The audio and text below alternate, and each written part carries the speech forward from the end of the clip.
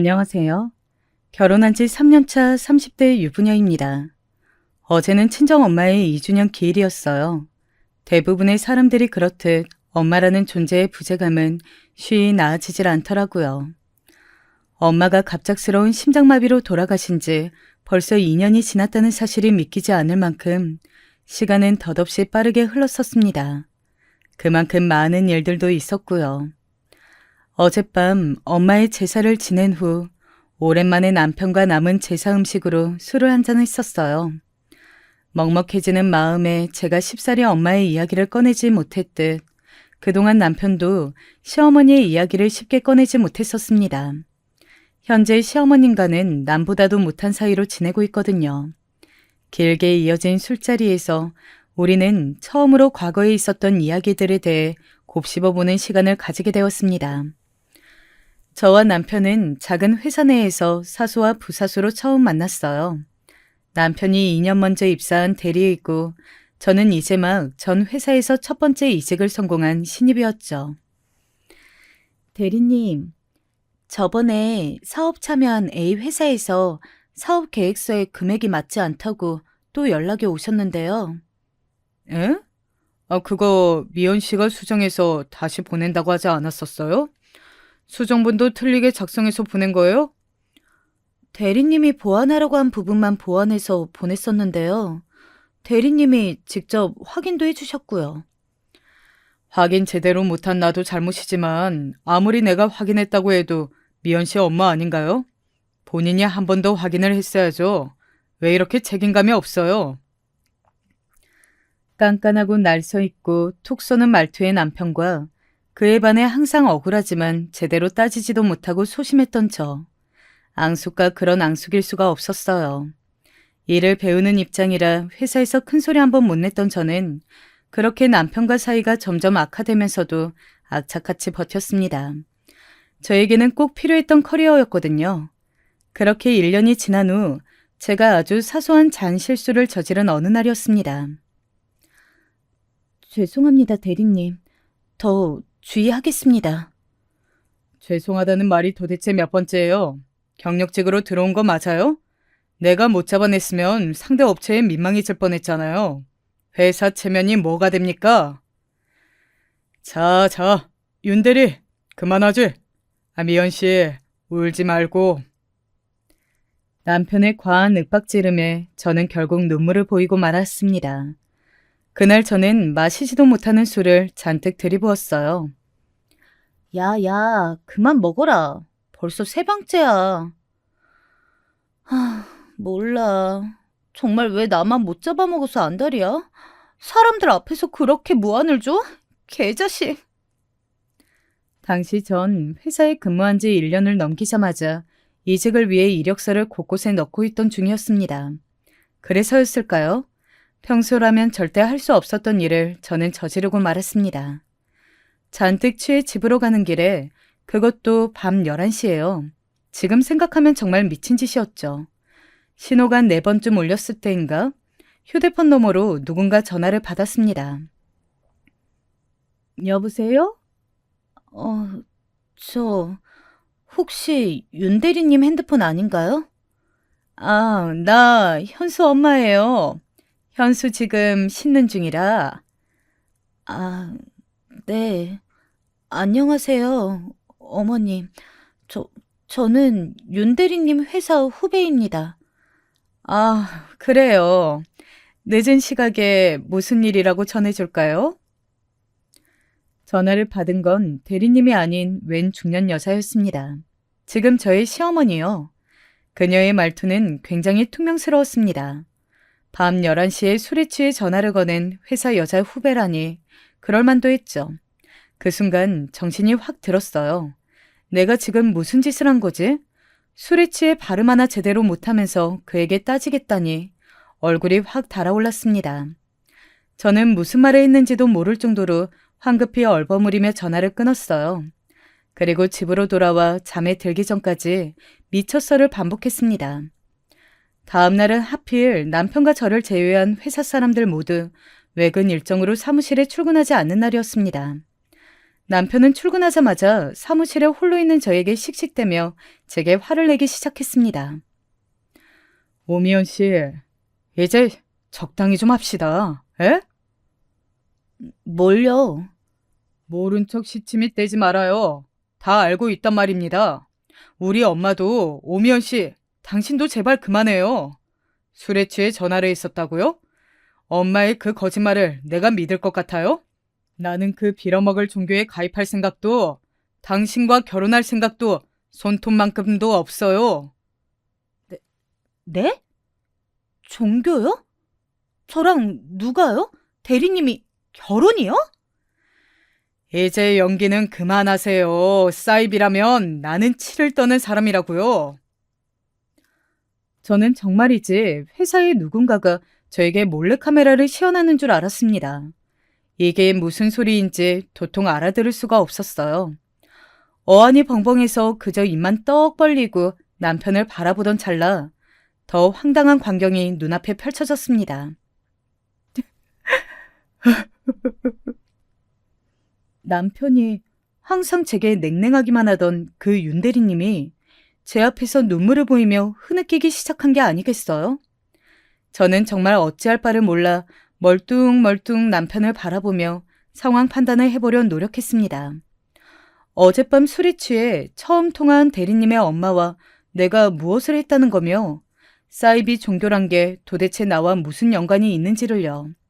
그때 불현듯 머릿속에 한 사람이 스쳐갔습니다. 그 사람은 바로 저희 엄마였습니다. 저는 저도 모르게 아 하고 탄성을 내질러 버렸어요. 아직 그가 무슨 오해를 하고 있는지는 모르겠지만 그가 왜 나와 사이비 종교라는 것을 연관시켰는지는 알 것도 같았습니다. 그리고 그날 저와 남편은 오랫동안 대화하며 그동안 서로 쌓인 긴 오해들을 드디어 풀었습니다. 저희 어머니는 제가 어릴 적부터 몸이 아프셨던 아빠를 간병하랴 남의 가게로 일을 다니며 외벌이로 가정을 꾸리랴 정말 고생이 많으셨습니다. 제가 성인이 되어서 드디어 장만한 엄마의 식당이 잘 된 건 다행이지만 그마저도 인건비를 아끼신다며 1년 365일 쉬지 않고 일하셨죠. 엄마의 나이는 50대 초반이었지만 너무 고생하신 탓에 마치 60대 초반처럼 보였어요. 당신 스스로 거울을 볼 때마다 속상해하시는 모습을 보면 가슴이 미어졌습니다. 평생을 가족에게 헌신하신 엄마가 단 하나 자신이 원하여 하는 것이 있었는데 그건 바로 이단 종교였습니다. 저를 오해한 남편이 일컬었던 일명 사이비 종교요. 어떤 경로로 엄마가 그 종교에 발을 들였었는지는 알 수 없지만 하느님 혹은 하나님 대신 하늘님이라는 호칭으로 기도를 드리는 것을 들은 이후로 어렴풋이 이단 교회에 다니고 계신 것을 알 수 있었습니다. 그렇다고 엄마가 밖에서 듣던 광신도들처럼 집안의 돈을 가져다 바치거나 했던 것은 아니었어요. 하루 종일 가게에서 일하시느라 포교 활동 같은 것은 생각도 못 하셨고요. 그리고 저와 아빠에게 단 한 번도 종교 가입을 권유하신 적도 없습니다. 제 생각이지만 엄마는 기대고 의지할 곳이 필요하셨던 것 같아요. 그래서 주 1회 일요일 오전에만 가게 오픈을 다른 직원에게 맡기고 그 교회를 다녀오셨습니다. 저녁에는 다시 식당에서 일을 하시고요. 일주일에 단 반나절 자신을 위한 시간을 쓰겠다는데 가족 누가 반대를 할까요? 여러분이라면 그러실 수 있을 것 같으세요? 저와 아빠는 그러지 못했습니다. 반면 남편의 어머니는 저희 엄마와는 다르게 아주 전형적인 이단 종교의 광신도였다고 합니다. 가정은 항상 뒷전이었고 아들이었던 남편 또한 마찬가지였죠. 시어머님이 지금은 돌아가신 시아버님과 남편을 찾을 때에는 교회에 가져다 바칠 헌금을 요구할 때와 종교를 강요할 때뿐이었습니다. 남편은 어릴 적부터 그런 시어머니의 모습을 보고 자란 탓에 이단 종교에 대한 증오가 강해졌고요. 그러던 중 1년여 전부터 시어머니는 다른 식으로 남편을 괴롭히기 시작했다고 합니다. 남편이 시어머니의 끈질긴 요구에도 교회에 다니지 않자 교회 신도의 딸들과 자신의 아들 사이에 선을 주선하기 시작한 겁니다. 배우자가 생기면 자연스레 남편도 배우자의 종교를 따라오겠거니 생각하면서요. 처음에 몇 번 거절했더니 다음엔 우연을 가장해 만남을 주선하려고 하더군요. 우연히 영화관 옆자리에 앉힌 후 말을 걸게 하기, 남편 차와 가벼운 접촉사고를 낸 후 연락처를 물어보기 등 포교에 열을 올리는 미혼의 신도들이 몇 번이고 시어머니와 짜고 접근을 했었답니다. 그러다 보니 남편은 자연스레 주위의 새로운 여자들을 경계하게 되었고, 그러던 찰나 제가 입사를 한 겁니다. 자신의 어머니가 다니는 사이비 교회의 로고가 박힌 팔찌와 물건들을 지닌 새로운 여자가 등장한 거죠. 그것도 남편의 직속 부사수로요. 뭔가 상황이 묘하게 들어맞았네요. 하지만 그것들은 저희 엄마가 가족들을 위해 한 기도가 담긴 물건들이에요. 엄마의 마음을 알아서 차마 그것들을 버릴 순 없었거든요. 오해해서 미안해요. 그 정도로 저는 노이로제에 걸려 있었어요.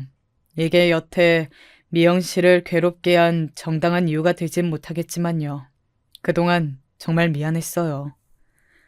그날 이후 남편은 제게 꽤나 미안했던 건지 저에 대한 태도가 눈에 띄게 달라졌습니다. 오죽했으면 회사 동료들이 저희에게 대놓고 물어봤을 정도니까요. 윤대리랑 오미연 씨, 둘이 사귀는 거야? 네? 에이, 그런 거 아니에요. 아니면 윤대리가 미연 씨한테 왜 저렇게 잘해주는 거야? 갑자기. 수상해. 정말 아니라니까요. 윤대리님, 아니라고 말 좀 해주세요. 회사 사람들의 놀림에 저는 부정했지만 남편은 부정도 긍정도 않고 멋쩍게 하하 웃을 뿐이었습니다. 저는 조금 당황하긴 했지만 그의 반응이 싫지 않았어요. 그리고 그해 겨울 저희는 연인이 되었고 2해가 지났을 땐 당연하듯 결혼하게 되었습니다. 물론 결혼식까지의 과정도 순탄치는 않았어요. 남편에게 듣기론 처음 시어머니는 저희 엄마가 같은 땡땡교 신도라는 사실을 듣고 뛸 듯이 기뻐하며 당장 결혼을 빨리 추진하라고 재촉했답니다. 하지만 문제는 그 뒤였어요. 정작 제가 교회의 신도가 아니라는 것을 아신 이후 말이에요. 아니, 도대체 어떤 덜 떨어진 신도가 제 자식 하나 전도를 못하고 여태껏 방치를 해뒀대? 걔네 엄마 이름이 뭐라던? 연애 시절 남편과의 통화 중 남편의 핸드폰 너머로 똑똑히 들린 시어머니의 비아냥거림이었습니다. 남편이 황급히 얼버무리며 전화를 끊었지만 정말이지 저는 선명하게 들었습니다. 어이가 없었어요. 정작 시어머니 본인도 남편에게 전도를 하지 못했으면서 본인 생각은 못하시고 남을 욕하시는 게요. 그렇다고 그 일로 남편과 사이가 틀어지거나 하지는 않았습니다. 남편을 충분히 믿고 있었고 시어머니의 성격 또한 익히 들어 알고 있었기 때문이에요. 시어머니 때문에 결혼을 몇 번이나 망설였지만 남편을 너무 사랑해서 진행하기로 한 결혼이기 때문에 어느 정도 각오는 하고 있었거든요. 그리고 며칠 후 결혼 허락을 받으러 남편이 저희 집에 방문하였습니다. 아빠는 자신과 다르게 건강하기만 하다면 엄마의 허락 아래 다 좋다는 입장이셨고 엄마 또한 싹싹한 남편을 참 마음에 들어 했어요. 그리고 저는 분위기를 살피다 엄마에게 시어머니의 종교 이야기를 꺼냈습니다. 엄마, 그리고 중요하게 할 말이 있는데 시어머니가 엄마랑 같은 땡땡교셔. 현수 씨는 나처럼 무교고. 엄마는 조금 놀라는 눈치셨어요. 그럴 만도 하죠. 무교인 제가 엄마와 같은 이단 종교 신자의 아들과 결혼한다는 일이 예상 가능했던 일은 아니셨을 테니까요. 엄마는 마냥 좋아하시지 않고 오히려 복잡 미묘한 표정을 지었습니다. 엄마가 20여 년을 다닌 교회의 같은 신자라면 당연히 좋아하실 줄 알았는데 의외였어요. 탐탁지 않아 하는 엄마의 표정에 저와 남편은 엄마의 눈치를 살폈습니다. 엄마는 잠시 망설이다가 입을 열었어요. 우리 교회는 우리 집과는 다르게 가족 모두가 신도가 되는 것이 일반적인데 자네 모친께서 종교 강요는 없으시던가? 강요는 하시지만 제가 원치 않았습니다. 그럼 결혼을 하고서도 우리 미연이에게 똑같이 강요를 하시겠구먼. 나를 보면 자네도 알겠지만 나는 우리 미연이가 그런 것에 강요당하는 것을 원하지 않네. 괜찮아, 엄마. 이 사람이 알아서 중심을 잘 잡아줄 거야. 나는 현수 씨 믿어. 반대의 기류가 흐르자 저는 황급히 남편을 변호했습니다. 거짓말로 두둔한 것은 아니었어요. 저는 정말로 남편이 그렇게 해주리라 믿고 있었거든요. 남편도 분명 저에게 그렇게 약속을 했고요. 그러나 엄마 생각은 달랐던 모양입니다. 우리 교회 사람들은 내가 아주 잘 알아. 나 같은 예외는 몇 없어. 아니, 아예 없다고 생각해도 무방하네. 어머니, 아니, 장모님, 제가 미연이에게 아무런 피해가 없도록 잘하겠습니다. 한 번만 믿어주세요. 그럼 결혼 전에 각서를 쓸 수 있겠나? 내 딸이 자네 모친을 도저히 견디지 못할 시에 자네의 모든 재산을 위자료로 넘기고 이혼하겠다고 말이야. 소송 또한 절대 없을 거라고. 엄마, 난 그렇게까지 필요 없어. 그 정도도 할 수 없다면 나는 이 결혼 절대 허락해 줄 수 없다. 얼마든지 쓸 수 있습니다. 그걸로 장모님, 장인어른이 저를 믿어주실 수 있다면 10장이고 100장이고 쓰겠습니다. 저는 엄마의 과한 요구에 손사래를 쳤지만 남편은 그런 저를 손짓으로 맞고는 그 자리에서 기어코 각서를 썼습니다. 저희 엄마 또한 두말 없이 남편의 각서를 받으셨고요. 그 이후 상견례 자리 전까지 엄마가 남편과 저에게 종교와 시어머니에 관한 이야기를 꺼낸 적은 없었습니다. 남편의 어머니가 누구인지 묻지도 않으셨어요. 오히려 남편이 집에 오면 아들처럼 귀하고 살갑게 대해주시곤 했죠. 그런 엄마가 제게 결혼에 대해 다시 생각해 볼 것을 조심스럽게 권유하신 건 상견례를 한 다음이었습니다. 상견례 자리에서 친정엄마와 시어머니 두 분이 서로를 알아보셨거든요. 테이블에 서로 마주 앉았을 때 엄마는 애써 티를 내지 않으려 하신 것 같았지만 눈에 띄게 안색이 불편해졌습니다. 그에 반해 시어머니는 입꼬리를 삐딱하게 올린 채 상견례 내내 비아냥거리는 투로 말을 했었죠. 여태 자식 전도를 못한 신도님이 누군가 했더니 역시 영희 자매님이셨군요. 현수의 모친이 순이 자매님인 줄은 미처 몰랐네요. 전도를 못한 게 아니라 안 한 거죠. 저의 종교이지 딸아이의 종교는 아니니까요. 예, 딸 자식뿐만이겠어요? 영희 자매님은 원래 워낙에 전도에 관심이 없으신 고고한 분이셨죠. 우리 같은 신실한 신자들이 밖에서 땀 흘리며 열심히 포교하는 동안에 말이에요. 고고하다니요. 워낙에 장사가 바빠 시간이 없을 뿐입니다. 그리고 이 이야기는 이 자리에 맞는 주제는 아닌 것 같네요. 엄마, 그만하세요. 상견례 자리에서 무슨 무례세요? 너는 왜 나한테 그러니? 그건 그렇고 명색이 양가 모친들이 땡땡교인데 결혼식은 당연히 우리 교회 식대로 진행하겠죠? 엄마. 남편은 애써 목소리를 낮추며 시어머니를 말렸습니다. 잘 모르는 남편과 제가 보기에도 두 분의 사이는 매우 좋지 않아 보였어요. 특히 시어머니가 저희 친정엄마를 매우 싫어하시는 것 같았죠. 냉랭한 분위기 가운데 상견례 자리는 점점 더 싸늘해졌어요. 하지만 시어머니의 무례하고 일반적인 말에도 친정엄마는 꼿꼿이 침착함을 유지한 채 대화를 이어나가셨습니다. 아이들에게 뭔가 해줄 형편이 안 되니 저들 돈으로 스스로 이뤄내는 결혼이니만큼 알아서 하게끔 두는 게 어떨까 하는데요, 사돈. 부모가 없으면 세상 밖으로도 나오지 못했을 애들인데 부모 말을 들어야죠. 교회에서 결혼식을 올리지 않으면 신도들과 하늘님에게 무슨 망신이랍니까? 엄마, 그만하세요. 장모님, 죄송합니다. 이전에 말씀드린 대로 저희 회사 근처 웨딩홀에서 일반적인 결혼식을 올리도록 하겠습니다. 저도 미연이도 이 생각에 변함없어요. 누구 맘대로? 엄마, 그만요, 그만. 아휴, 알겠다. 알겠어.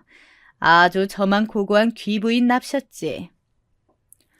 결국 남편은 정색을 한 채 나지막히 소리를 치고 말았습니다. 아들의 호통에 무안해진 시어머니는 남은 상견례 시간 내내 궁시렁거리긴 했지만 더는 결혼식에 관해 이야기하지 못했습니다. 상견례가 끝난 후 남편은 친정 엄마에게 직접 전화해 연신 몇 번이고 사과를 되풀이했습니다. 저에게도 마찬가지였고요. 하지만 저 또한 저희 엄마에게 심한 무례를 범했던 시어머니 생각에 기분이 많이 언짢은 상태였습니다. 충분히 고심했다고 생각했던 이 결혼에 대해 회의감이 들 정도로요. 집에 돌아온 후 엄마는 거실에서 말없이 한동안 생각을 하시더니 저를 부르셨습니다. 미연아, 엄마가 딱 한 번만 마지막으로 물어볼게. 나는 너희 시어머니 자리가 너무 아니라고 본다. 아무리 윤서방이 막아준다고 해도 오늘 태도를 보아하니 줄기차게 너를 괴롭힐 것이 뻔해. 마지막으로 이 결혼 고려해 볼 생각은 전혀 없는 거니? 아빠 또한 같은 생각이라며 엄마를 거들었습니다. 부모님이 저렇게까지 이야기를 하시니 가뜩이나 회의감이 든 이후인지라 고민이 되지 않은 건 아닙니다. 그날 저녁 남편이 저희 집으로 직접 찾아와 저와 제 부모님 앞에 무릎을 꿇기 전까지는요. 남편은 약속을 지키지 못해 죄송하다며 상견례 자리 같은 일은 정말로 두 번 다시 만들지 않겠다고 몇 번이나 저희 부모님 앞에서 다짐하고 애원했습니다. 장모님, 장인어른, 저는 정말 미연이가 없으면 안 됩니다. 남편의 간절한 모습에 저는 다시 한번 그를 믿어보기로 하였고 그와 함께 부모님을 설득했어요. 엄마와 아빠는 한동안 고민하시더니 다시 남편을 믿어보기로 하시곤 결혼을 진행시켰습니다. 그 외에도 우여곡절이 참 많았지만 대부분 견딜 만한 것들이었기에 결혼까지 시간은 물 흐르듯이 흘러갔습니다. 결혼 후에도 시어머니와의 자잘한 마찰은 피할 수가 없었습니다. 남편이 최대한 막아주었어도 말이죠. 친정엄마 또한 한 번씩 제게 괜찮냐고 물어보셨습니다. 하지만 제가 괜찮다고 우겨서 한 결혼이거니와 일 때문에 바쁜 엄마에게 짐을 지워주고 싶지 않아 저는 괜찮다고 생각보다 저를 가만히 내버려 두어서 희한하다는 둥 아무 말로 웃으며 둘러댔어요. 엄마는 제 말을 전부 믿는 것 같지는 않았지만서도 식당 일이 워낙 바쁘셨다 보니 제게 그 이상 추궁하지는 않으셨죠. 그런 와중에도 시어머니는 시시때때로 제게 전화를 해댔습니다.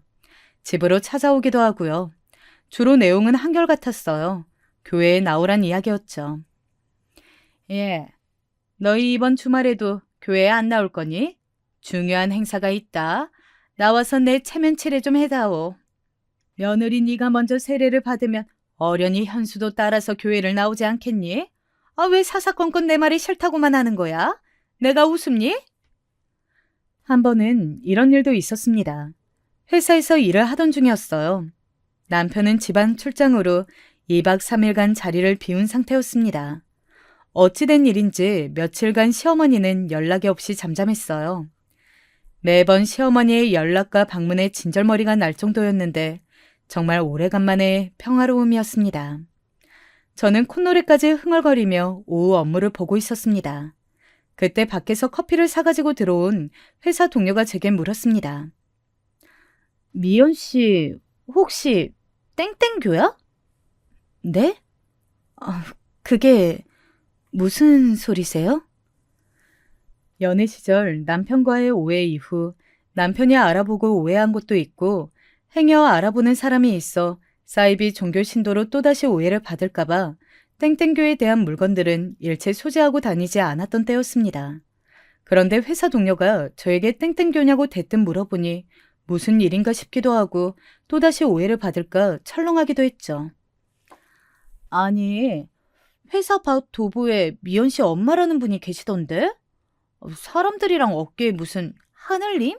이라고 쓰여있는 띠를 두르고 확성기로 소리 지르고 계셔. 저희 엄마가요? 제 이름을 부르고 계신다뇨? 아니, 그렇다기보다는 직접 내려가서 보는 게 나을 것 같은데? 친정 엄마가 땡땡교 띠를 두르고 확성기로 제 이름을 부르고 있다니.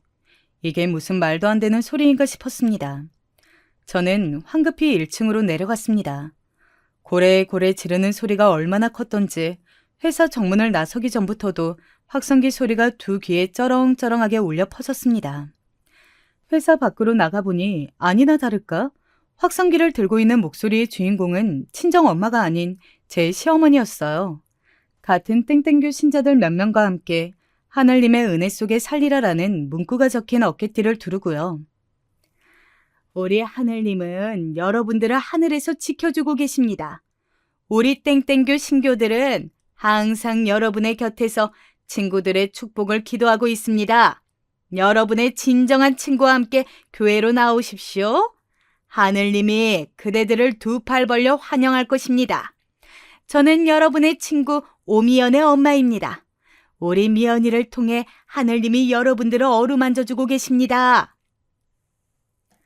그 외에 옆에 자질구레하게 세워놓은 팻말들에는 하늘님과 함께하는 천국이 지옥에 가기 전 친구의 손을 붙잡고 축복을 받으라 등의 뻔한 사이비 문구들이 쓰여 있었습니다. 저는 기가 차서 입을 떡 벌리고 시어머니를 쳐다봤습니다. 그녀는 아직 제가 온 곳을 모르는지 뻔뻔하게도 계속해서 자신이 오미연의 엄마라고 외치며 포교 활동 중이었습니다. 몇 마디를 반복해서 듣다 보니 점점 제 머릿속의 뚜껑이 뻥 하고 터지는 것 같았습니다. 저는 시어머니에게 성큼성큼 다가가 소리를 빽 질렀습니다. 어머니, 도대체 이게 무슨 짓이에요? 여긴 제 회사예요. 저와 현수 씨의 회사라고요. 아니, 내가 못 올 곳 아니? 여기가 다 네 땅이야? 나도 내 사회적 활동 중이다. 문제 있니? 문제가 있고 말고요. 제 이름 석자를 떡하니 외치고 계시잖아요. 제가 마치 땡땡교인 것 마냥요. 그래서 내가 오미연이가 땡땡교라고 말했니? 아니잖아. 그냥 너를 통해서 하늘님이 너네 회사 사람들을 어루만져준다는 얘기한 것뿐인데 왜? 누가 땡땡교에 대해 네게 묻디? 왜? 관심이 좀 있대? 있다고 하면 네가 좀 데려와 보렴. 아는 사람이 있어야 그 사람도 덜 어색할 거 아니니. 그런 사람 없어요. 그리고 어머니가 왜 제 엄마예요? 시어머니죠. 어머, 얘는 서운하게. 요새 친정엄마, 시엄마가 어딨니? 다 같은 엄마지. 나는 널 내 딸처럼 생각한다. 그러니 네가 지옥에 가지 않게 이렇게 열심히 노력해주잖아. 내 말이 틀렸니? 정말 황당했습니다. 억지도 이런 억지가 없었어요. 그때 느꼈어요. 정말 말이 통하지 않는 사람이구나. 똑같이 상대했다간 내가 먼저 횟가닥 돌아버릴지도 모르겠다. 저는 시어머니를 뒤로하고 다시 회사로 들어왔습니다. 그러거나 말거나 시어머니는 다시 확성기에 대고 고래고래 소리를 지르기 시작했죠. 저는 그 길로 반차를 쓰고 회사 뒷문으로 시어머니 몰래 빠져나왔습니다. 회사 동료 몇몇이 1층에서 저와 시어머니의 언쟁을 본 모양인지 다들 쉬쉬하는 분위기였어요. 그래도 다행히 그들 모두 저희 부부와 오래된 사이였던 덕인지 저의 일을 보고도 못 본 척, 듣고도 못 들은 척 묻지 않고 저를 보내주었습니다. 너무 민망하면서도 참 감사했어요. 저는 회사를 나오며 남편에게 당장 전화를 했죠. 마침 외근 일정이 끝난 남편은 서울로 올라오는 중이었습니다. 당신, 우리 엄마 아빠와 썼던 각서 기억하지? 갑자기? 당연히 기억하지. 선택해. 그 각서대로 이행하고 이혼할 건지 아니면 당신 어머니를 영원히 보지 않을 건지. 뭐? 당신 무슨 일이 있었어? 우리 엄마가 또 무슨 짓을 한 거야? 우선 내가 미안해. 정말 미안해. 아니, 이제 미안하단 말은 지겨워. 당신에게 미안하지만 나는 이제 더 이상 어머님을 상대할 자신이 없어. 말이 통하지 않는 분이야. 알았어. 미연아, 일단 나 지금 서울로 올라가는 중이야. 조금 늦을 테니 집에 가서 쉬고 있어. 아니면 친정에 가 있어도 좋고. 친정에 가 있을게. 연락 줘. 남편은 뭔가 결심을 한 듯한 말투로 제게 말했습니다. 저는 굳이 남편에게 무슨 생각인지 묻지 않았어요. 사실 진이 빠져 그럴 힘도 없었습니다.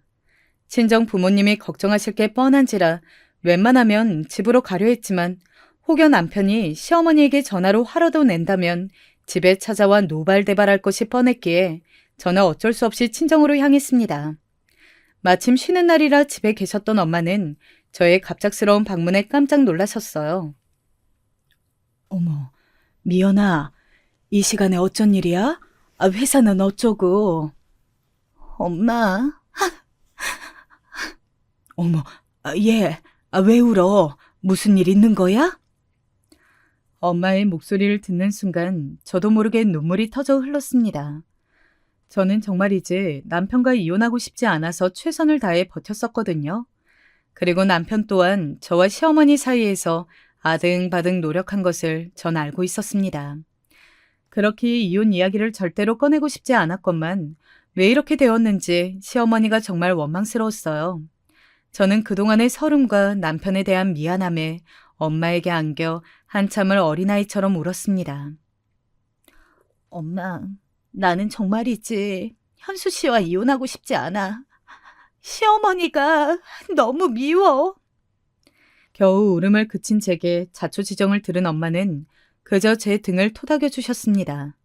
방에서 쉬고 있으라며 제게 따뜻한 물을 한 컵 떠다 주신 엄마는 방에 들어가더니 누군가와 한참 동안 통화를 하시는 것 같았어요. 조심히 엿들어 보려 했지만 제가 들을까 염려되셨는지 엄마는 잔뜩 목소리를 낮춘 채 통화를 하셨습니다. 덕분에 무슨 내용인지 하나도 듣지 못했죠. 다음날 남편은 친정으로 찾아왔고 결혼 허락을 받았던 그때처럼 친정 부모님 앞에 다시 무릎을 꿇었습니다. 물론 저에게도요. 어머니와 절연하고 왔습니다. 2번 다시 미연이가 저희 어머니에게 상처받게 두는 일은 없을 겁니다. 정말 죄송합니다. 미안해 미연아. 제발 한 번만 나를 용서해줘. 시어머니와 절연까지 하고 왔다는 말에 저는 또다시 왈칵 울음을 쏟아내고 말았습니다. 남편이 가여워서요. 결혼 전에 약속을 지키지 못해 화를 내실 줄 알았던 친정 부모님은 그저 가만히 고개를 끄덕이셨습니다. 의외였지만 부모님도 저처럼 남편이 최선을 다한 것을 알았기에 넘어가시려 하는 것 같아 저는 속으로 안도했습니다. 그 후로 남편의 약속대로 정말 시어머니는 제게 전화를 하지도 찾아오지도 않았습니다. 너무 거짓말처럼 사라진 탓에 조금 무섭기도 했지만 이내 저는 시어머니가 없는 일상에 익숙해졌습니다. 정말 행복한 나날들이었어요. 그렇게 결혼한 지 1년이 막 지났을까요? 엄마가 일하시던 중 쓰러지셨다는 소식을 듣고 저와 남편은 급하게 병원으로 달려갔습니다. 분명 연락을 받자마자 달려왔는데 웬걸? 한동안 보이지 않던 시어머니가 저희보다 먼저 도착해 계시는 게 아니겠어요? 어머님, 어떻게 된 거예요? 어머니는 어떻게 알고 오셨고요? 나 교회 신자들이랑 너네 엄마 가게에 가서 밥 먹고 있었지. 저희 엄마 가게에서요? 그래. 같은 교회 사람 좋다는 게 뭐니? 한 번씩 가서 가게 매상 좀 올려주고 있었지. 갑자기 너네 엄마가 픽 쓰러져서 너무 놀랐지 뭐야? 아가, 가서 청심환 하나만 좀 사와라. 엄마. 일단 여보, 가서 의사 선생님 먼저 만나고 오자. 쓰러진 건 저희 엄마인데 갑자기 나타나 본인이 놀라셨다고 청심환을 사오라는 말에 어처구니가 없었지만 따질 정신머리도 아니었습니다. 저는 급하게 응급실의 간호사를 애타게 찾았고 담당 교수님이 수술 준비 중이니 수술 동의서에 빨리 서명해달라는 말을 듣고는 엉엉 울음을 터뜨리고 말았습니다. 여보, 울지 말고. 급성 심근경색이라 빨리 수술해야 회복되실 확률이 올라간다잖아. 쓰러지자마자 병원에 오신 게 천운이었대. 빨리 서명하고 장모님 수술받게 해드리자. 남편의 말에 저는 겨우 스스로를 추스릴 수 있었습니다. 엄마가 수술받는 내내 시어머니는 수술실 앞에서 앓는 소리를 해댔죠. 내가 너희 엄마가 쓰러진 걸 발견하고 병원까지 데려왔는데 집에도 안 데려다 주냐? 청심환 좀 사다 달랬더니 무시하냐 등등. 정작 구급차를 부르고 엄마를 태워온 건 식당의 직원들이었고 어머님은 교회 신자들과의 모임이 파한 후 택시를 타고 슬렁슬렁 온 것이라고 그들이 말해줬는데요. 그리고 왜 엄마 식당에 시어머니가 있었는지까지 오만 가지 생각이 들며 정말 짜증과 분노가 치밀어 올랐지만 어찌됐든 친정엄마의 수술 내내 수술실 앞을 지켜주시고 있으니 감사한 마음을 갖자며 저는 스스로를 다독였습니다. 오히려 친정아빠의 앞에서 민망해서 절절매던 건 불쌍한 남편이었죠. 수술은 5시간이 되도록 끝나지 않았습니다. 그쯤 되자 시어머니는 배가 고프고 졸리다며 칼같이 시댁으로 돌아가셨고 남은 남편과 저 그리고 친정아빠는 초조한 마음으로 수술이 끝나기만을 기다렸습니다. 생전 믿지도 않던 엄마의 하늘님에까지 기도를 하면서요. 그동안 하늘님을 믿지 않아 죄송하지만 저희 엄마만큼은 몇십 년을 넘게 하늘님에게 정성을 다했으니 정말 존재하신다면 제발 저희 엄마가 무탈하게 나오도록 도와달라고요. 심지어는 엄마가 무사히 깨어난다면 저도 하늘님을 믿어보겠다고까지 빌었습니다. 그만큼 간절했어요. 그렇게 6시간이 지났고 수술실의 문이 열렸습니다. 수술을 담당했던 교수님이었어요. 우리 가족은 교수님의 입이 열리기만을 초조하게 기다렸습니다. 죄송합니다. 최선을 다했습니다만 도착했을 때 이미 심장이 거의 멎어 계셨습니다. 믿기지 않았지만 그게 엄마와의 마지막이었습니다. 빠른 병원 이송에도 엄마는 결국 살 수 있는 골든타임을 놓치고 말았던 겁니다. 우리의 간절한 기도에도 불구하고 엄마는 수술대 위에서 돌아가셨습니다. 급성 심근경색에 의한 심장마비. 그게 엄마의 사인이었습니다. 그렇게 엄마는 병원의 장례식장으로 옮겨졌고 상조에서 나온 장례 지도사가 뭐라 설명을 하는 동안 무슨 정신으로 들었는지도 기억이 나질 않습니다. 넋이 나간 저와 아빠를 대신해 남편이 참 많이 애를 써주었어요. 장례에 관한 모든 것을 남편이 주관했다고 해도 과언이 아니었습니다. 저는 손님이 오면 맞절을 하며 눈물을 흘리기 바빴어요. 그리고 장례 이튿날 엄마의 입관식을 끝내고 나서야 뭔가 이상함을 깨달았습니다. 사입이라고 하나 20여 년을 다닌 그 교회에서 단 한 명의 신자도 조문을 오지 않았던 겁니다. 엄마는 제사 때마다 절을 올리는 대신 이상한 손모양을 하고 기도를 했었는데 그게 그 종교의 기도법이었습니다. 그런데 추도절 대신 땡땡교식 기도를 올리는 사람이 정말 단 한 명도 없었습니다. 심지어는 입관식이 끝날 때까지 시어머니조차 모습을 보이지 않았어요. 남편은 저와 아빠의 눈치를 보며 시어머니에게 전화를 했지만 시어머니는 받지 않았습니다. 됐어. 전화 그만해, 여보. 저는 그만 됐다며 남편을 말렸습니다. 대놓고 이야기하진 못했지만 사실 오히려 다행이라는 생각마저 들었어요. 오시면 또 어떤 말로 사람 속을 뒤집어 놓으실지 몰랐으니까요. 지금 심정엔 오히려 시어머니를 보지 않는 게 저의 정신건강에 좋다는 마음이었습니다. 그때였어요. 아, 여기네, 여기. 아, 김영희. 밖에서 뭔가 왁자지껄한 소리가 들렸어요. 장례식장에서 식사를 하던 사람들 모두 무슨 일인가 궁금해서 고개를 들어 입구를 쳐다보았습니다. 소란의 주인공은 바로 시어머니와 교회 신자들이었어요. 예, 나왔어. 교회 사람들도 같이 왔다. 장례식장에 모쪼록 사람이 많아야지. 내가 친한 신자들 죄다 끌고 왔다. 장례식장인 걸 잊기라도 하신 건지 잔치로 오신 건지 시어머니는 큰 소리로 고래고래 제게 외쳤습니다. 그들은 부조도 하지 않고 상주인 저와 제 아버지와 맞춰라 하지도 엄마의 영정사진에 기도조차 올리지 않고 바로 식사 테이블로 향해 앉았습니다. 그리고는 상조 도우미 아주머니들에게 손을 휘휘 흔들며 여기 12명 아줌마, 소주랑 맥주도 6병 줘요? 하고 외쳐댔고 신자들은 술을 너무 많이 시키는 거 아니냐며 깔깔댔습니다. 여러분은 이 상황이 믿어지시나요? 저는 정말 어안이 벙벙했어요. 사람이 너무 당황하면 말문이 막힌다는 말이 무슨 말인지 알 것 같았습니다. 남편이 벌떡 일어나 시어머니를 끌어내려 가려는 제스처를 취했지만 제가 잡아 말렸어요. 친정아빠 또한 저와 함께 남편을 만류했습니다. 어차피 올 사람들은 다 왔다 갔네. 내일이 발인이니 오늘은 소란 일으키지 말고 조용히 지나가세, 윤서방. 아빠도 화가 난 눈치였지만 워낙 우리 집에 잘했던 남편의 모친이었고 엄마의 장례식장이니만큼 소란을 일으키고 싶지 않아 보였습니다. 남편은 우리 둘의 만류에 입술을 꾹 깨물고는 자리에 도로 앉았습니다. 시어머니와 신도 무리들을 조용히 보내려던 아빠의 계획은 뜻대로 되지 않았습니다. 초저녁부터 밤 10시가 될 때까지도 그들은 자리를 떠나지 않았어요.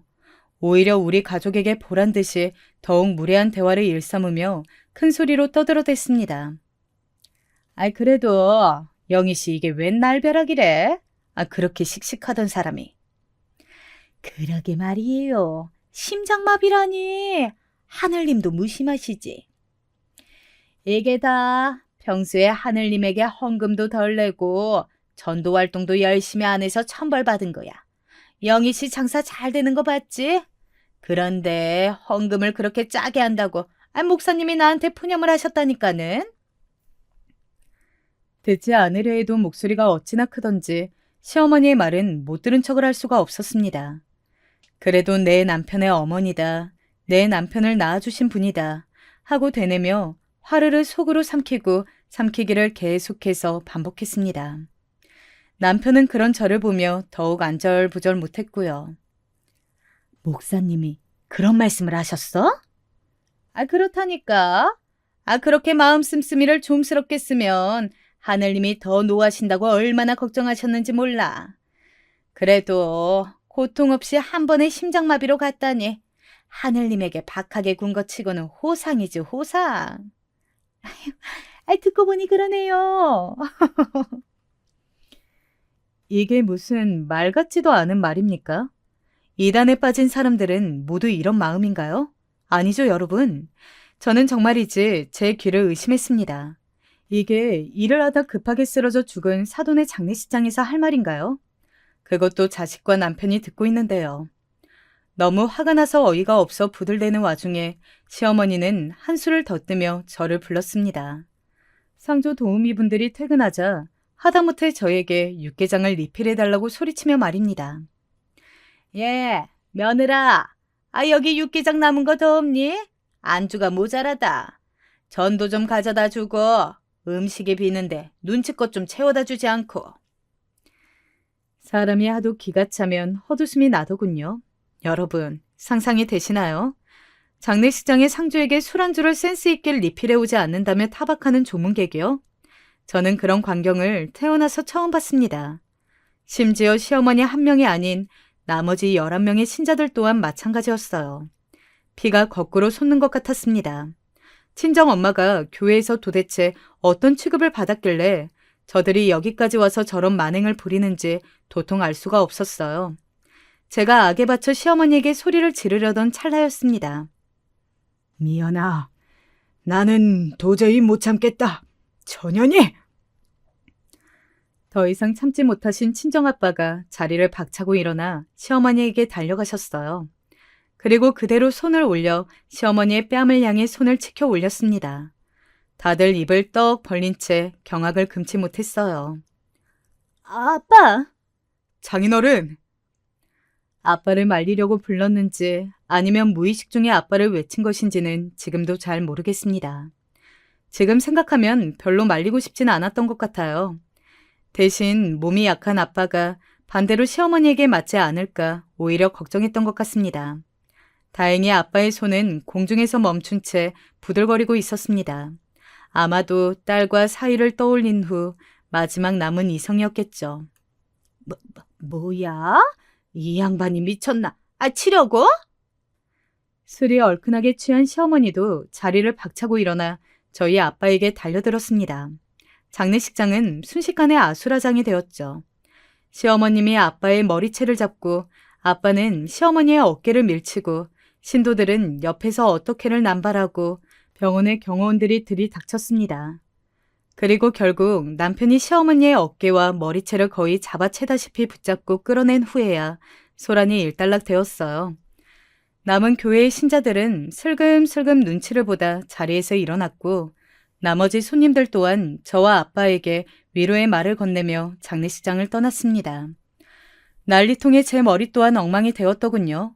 얼마나 엉켰는지 머리끈을 아무리 잡아 빼도 풀리지가 않았습니다. 아빠가 먼저 들어간 상주 화장실 앞에서 한참을 기다려봤지만 흐느끼는 소리가 멎지않아 결국 포기한 후 할 수 없이 장례식장에 공용 화장실로 향했어요.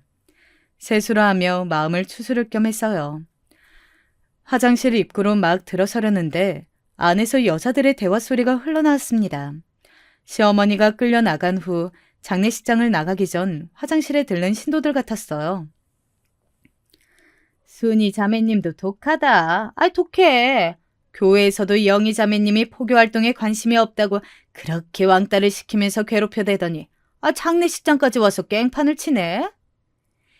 영희 자매님이 자기 딸 정도는 자기가 꼭 시킬 테니 자기 딸한테 찾아가지 말라고 부탁했대. 꼭 전도시킨다고 약속한다고. 안 그래도 두 자매님 자식들이 아무도 교회 안 다녀서 자녀 성혼 추가금이 안 나온다며 순이 자매님 이를 뿌득뿌득 갈았잖아. 딸 자식 언제 전도시킬 거냐고 독촉하러 주말마다 순이 자매님 식당에 찾아갔대 글쎄. 식당에서 봤는데 보통이 아니더라고. 깽판도 그런 깽판이 없었다니까. 배악을 부리다가 영희 씨가 쫓아내려니까 글쎄 테이블을 뒤집어 엎으면서 한다는 소리가 아이고 그 말 듣자마자 영희 자매님이 뒷목 잡고 쓰러진 거 아니야. 나는 그때 그 자리에 없었어서 몰라. 뭐라고 그랬는데 그래? 병신 남편 만나서 가족들 전도도 못하니까 하늘님이 천벌을 내렸다더라. 그러니까 얼굴이 그렇게 괴물처럼 취해진 거라고 이 늙은 괴물려나 라던데? 그래요. 시어머니가 그동안 저를 찾아오지 않았던 건 남편이 절연을 한다며 으름장을 놓았던 것도 있었지만 친정엄마가 막아준 덕분이었던 거죠. 뒤늦게야 돌아가신 엄마가 저 때문에 얼마나 곤욕을 치르셨는지 알게 된 제 마음을 여러분 짐작이나 하시겠나요? 저는 차마 화장실에 들어가지 못했습니다. 거울 앞에서 서글퍼하던 엄마의 얼굴이 주마등처럼 스쳐 지나갔어요. 평생 나를 위해 고생하신 우리 엄마가 들은 마지막 말이 고작 그거였다니 슬프고 괴로워서 견딜 수가 없었습니다. 그때 마침 시어머니를 쫓아내고 돌아오던 남편을 마주친 저는 남편의 가슴을 마구 치며 통곡했습니다. 마음 같아선 10번이고 100번이고 시어머니를 쫓아가 그 사람의 얼굴이 모조리 으스러질 때까지 뺨을 내려치고 싶었어요. 하지만 남편의 엄마잖아요. 차마 마음처럼 할 수 없는 원망을 남편에게 뿜어냈습니다. 영문도 모른 채 저에게 얻어맞던 남편은 제게 자초지종을 듣자마자 같이 엉엉 울기 시작했습니다. 미안해. 미연아, 내가 정말 미안해. 나도 내 엄마지만 정말이지 너무 싫어서 미쳐버릴 것 같아. 남들이 보든 말든 저희는 밤새 끌어안고 엄마의 영정사진 앞에서 목 놓아 울었어요. 아빠는 아빠대로 가슴을 치며 울고 우리는 우리대로 땅을 치며 오열했습니다. 얼마나 울었는지 다음날 아침 발이나 하러 갈 때에는 눈이 너무 부어 앞도 잘 보이지 않고 목소리도 잘 나오지 않더군요. 그 뒤 저희는 식당의 직원들과 단골 손님들의 증언을 토대로 시어머니를 고소했습니다. 고소장을 내기 직전 남편에게 괜찮냐고 물었지만 남편은 이것으로 장모님의 복수를 조금이라도 할 수 있으면 좋겠다며 제 손에서 고소장을 받아들고는 자신의 손으로 직접 고소장을 제출했어요. 증언을 모으고 법정에 서줄 증인을 찾는 일은 수월했습니다. 시어머니가 얼마나 주기적으로 식당에 찾아와 친정엄마를 괴롭혔는지 자신이 증언해주겠다며 식당에 방문할 때마다 고소의 진행 상황을 물어봐주는 손님들이 정말 많았거든요. 결국 시어머니는 친정엄마의 사인에 일조할 수 있다는 혐의를 받았고 1심에서 행실이 악질인 것으로 판사에게 인정되어 징역 2년을 받았습니다. 그 후 시어머니는 항소를 신청하였고 저희는 아직 긴 싸움을 진행하고 있는 중입니다.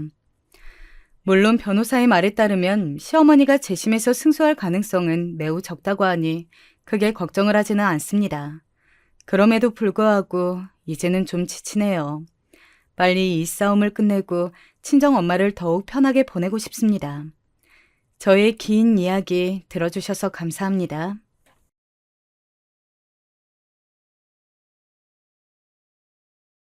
결혼 하나 잘못해서 인생 말아먹은 여자가 바로 접니다. 그런데도 미련하기 그지없어서 남편이 무슨 짓을 해도 다 받아줬죠.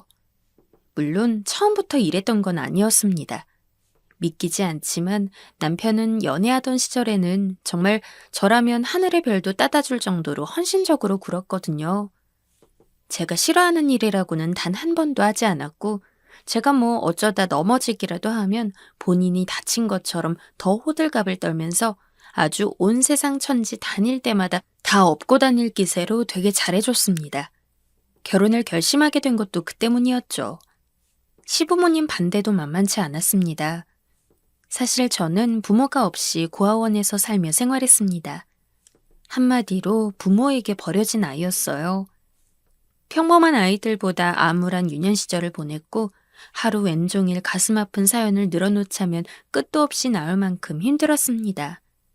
하지만 남편은 그런 저에 비해 그래도 번듯한 부모님 아래에서 그렇게 부족하지 않은 삶을 살아왔거든요. 시부모님한테 웬 돈에 미친 여자가 우리 아들 잡아먹으려 한다는 모진 말도 많이 들었지만 그 말이 참 속상한 한편 이런 식으로 저한테 말을 하는 것 자체는 이해가 됐습니다. 시부모님 입장에서도 힘들게 키운 아들이 가진 것도 무엇도 없는 여자랑 결혼을 한다고 하니 당연히 속상하고 마음이 좋지 않으셨겠죠. 그래서 처음 시부모님을 만나고 온 날 이후로 며칠간 결혼에 대해서 조금 더 진지하게 고민해 본 적도 있었습니다. 그리고 얼마 뒤 남편과의 데이트 날 아무래도 당신이랑 결혼을 못할 것 같다고 이야기하기로 했죠. 나는 무슨 일 있어도 당신이랑 결혼하고 싶어. 그러니까 그런 말 하지 마. 우리 부모님은 내가 어떻게든 설득할 거야. 그러니까 당신은 나만 믿어. 하지만 남편이 흔들리지 않고 굳건히 자리를 지켜줬고 대체 무슨 수를 쓴 건지 정말로 남편은 시부모님에게 결혼 허락을 받았습니다. 그 뒤로 두 번째로 보는 날 결혼을 허락했음에도 불구하고 여전히 시부모님은 제가 딱히 마음에 들지 않는 듯한 눈빛으로 저를 보곤 했지만 이전처럼 제 마음에 상처가 될 만한 이야기들은 하지 않았어요. 저희는 그냥 적당히 한적한 식당에서 밥을 먹고 언제 결혼을 할지 날짜를 잡은 뒤 나오는 게 전부였죠. 남편과의 결혼이 성사된 것은 제게는 정말 꿈만 같았습니다. 부모도 없이 이런 처지로 태어나서 평생 결혼이나 할 수 있을지 생각도 못 해봤고 기대도 안 해왔던 삶이었습니다. 막연하게 가정을 이루고 싶다는 게 전부였으니까요. 그래서 다른 사람들과 연애를 할 때도 결혼을 한 번도 생각해 본 적이 없었고 오히려 결혼에 대한 이야기를 좀 기피했습니다. 제 스스로가 너무 부족해지는 것 같았거든요. 그런 제 마음을 다독여주고 용기를 낼 수 있게 해준 게 남편이었습니다. 저는 이 사람만 있으면 한평생 행복할 수 있을 거라고 장담했어요. 하지만 결혼하고서 1년도 채 안 되어 남편은 달라졌습니다. 흔히 허니문 베이비라고 하죠. 신혼여행을 가서 부부관계를 가진 후에 하나뿐인 아들이 태어나게 되었습니다. 보통 어느 집 가정이든 아이가 태어나면 훨씬 더 집에 신경 쓰게 되고 가정을 챙기게 된다고 하잖아요. 하지만 남편은 그렇지 않았습니다. 애가 울든 말든 한 번을 깨서 달래주려는 행동조차 하지 않았고 제가 참다가 가끔 가다 당신도 일하고 오고 그러느라 힘든 건 알겠는데 나도 매일 새벽마다 깨서 우리 지훈이 달래주고 그러는 거 좀 힘들어. 그러니까 당신도 가끔은 지훈이 우는 거 들리면 나 깰 때까지 기다리지 말고 당신이 좀 다독이고 그래줬으면 좋겠어. 라고 말이라도 하려 치면 너는 남편을 뭘로 보는 거야? 라는 불호령이 떨어지곤 했습니다. 처음에는 너무 당황했어요. 연애 시절 남편은 저에게 큰 소리 한 번 안 내던 사람이었거든요.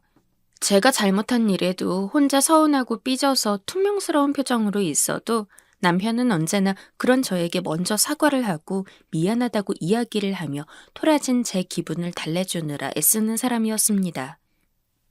그런데 어떻게 결혼 한 번 했다고, 심지어 결혼하고 시간이 오래 지난 것도 아닌데 어떻게 이렇게 짧은 시간 안에 사람이 손바닥 뒤집듯 바뀔 수가 있는지. 덕분에 저는 거의 독박육아나 다름없는 생활을 해야 했습니다. 심지어 저는 전업주부 일만 하는 것도 아니었거든요. 남편만큼 돈을 벌어오지는 못해도 부업을 하면서 어떻게든 가정에 도움이 되려고 일을 쉬지 않았던 상황이었습니다. 그래도 남편이 저보다 더 고생하는 것은 맞기에 평소 아이를 돌보고 놀아주는 데 있어서 남편한테 부담을 준 적은 없다고 자부합니다. 하지만 전에 말했던 것처럼 새벽에 칭얼거리는 거 한두 번 달래주는 건 일을 하는 사람이든 아니든 그걸 떠나서 부모인데 당연히 해줄 수 있는 거 아닌가요? 그러나 남편은 제가 그런 말을 할 때마다 내가 얼마나 고생하는지 몰라서 네가 그런 소리를 태평하게 할 수 있는 거라며 저를 욕하기 바빴습니다. 아무리 아니라고 항변을 하고 오해를 풀려고 해도 남편한테 통하지 않았죠. 그렇게 싸우는 중에도 혹시나 아이가 그 소리를 들을까 그냥 늘 제가 먼저 수그리고 들어갔습니다. 지금 생각해보면 그때 더 당당하게 나서서 남편한테 잘못된 거 짚어줘야 했었나 싶습니다. 기어다니던 아이가 두 발로 엉거주춤 걸을 정도로 한 살 한 살 성장을 하고 있는데 남편은 여전히 집에 소홀했습니다. 일 끝나서 들어올 시간이 된 거 뻔히 아는데도 아무런 연락도 없이 밤늦게까지 밖에 있다가 술에 잔뜩 취한 상태로 집에 들어오는 게 한두 번이 아니었습니다. 처음에는 당연히 참았죠. 남편도 일을 하면서 이래저래 스트레스가 많을 거라고 생각을 했으니까요. 하지만 적어도 늦게 들어올 때 늦게 들어온다고 해도 저에게 이야기를 해주었으면 했습니다. 언제는 기껏 남편이랑 좀 더 사이가 좋아져 보겠다고 남편이 좋아하는 꽃게탕에 갈비찜까지 바리바리 만들어 놓고는 상을 차리고 기다렸는데 말도 없이 새벽에 돌아오는 동에 저는 혼자서 잔뜩 식은 밥을 먹어야 했습니다. 평일에 일하고 들어와서 주말에는 쉬어야지. 힘들어 죽겠는데 무슨 나들이야? 당신이나 다녀와. 가족끼리 좀 오붓하게 지내보겠다고 바깥에 나가자고 해도 남편은 힘들어했습니다. 그리고 남편은 정말 주말이 되면 밥 먹는 시간을 빼고는 잠만 잤죠. 그래, 많이 피곤해서 그런 걸 거야. 라고 생각을 하면서 남편을 이해해 보려고 해도 서운한 건 어쩔 수가 없었습니다. 저한테 그렇게 대하는 거야 그렇다 쳐도 지훈이는 본인 핏줄 타고난 자식인데 자식한테도 그렇게 아버지 노릇을 안 하려고 하니 속이 터지더라고요. 참다 이야기를 해도 남편은 무슨 앵무새라도 된 듯이 남편 대접을 안 해준다느니 내가 얼마 힘든지 몰라서 그런 이야기를 한다느니 과거에 제가 믿고 사랑했던 남편의 모습은 이미 온데간데 없이 사라져 있었습니다.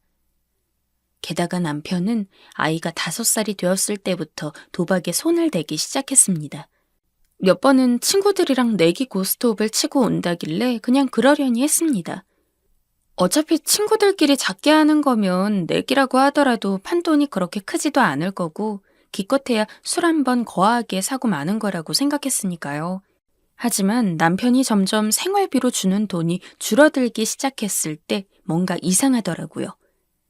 남편은 당시 월급을 타면 저에게 생활비 명목으로 얼마씩 통장에 넣어주고 남은 돈은 본인이 용돈으로 썼는데 친구들과 내기 고스톱을 하기로 시작했다고 말한 이후부터는 얼마 지나지 않아서 저에게 보내주는 돈이 점점 줄었습니다.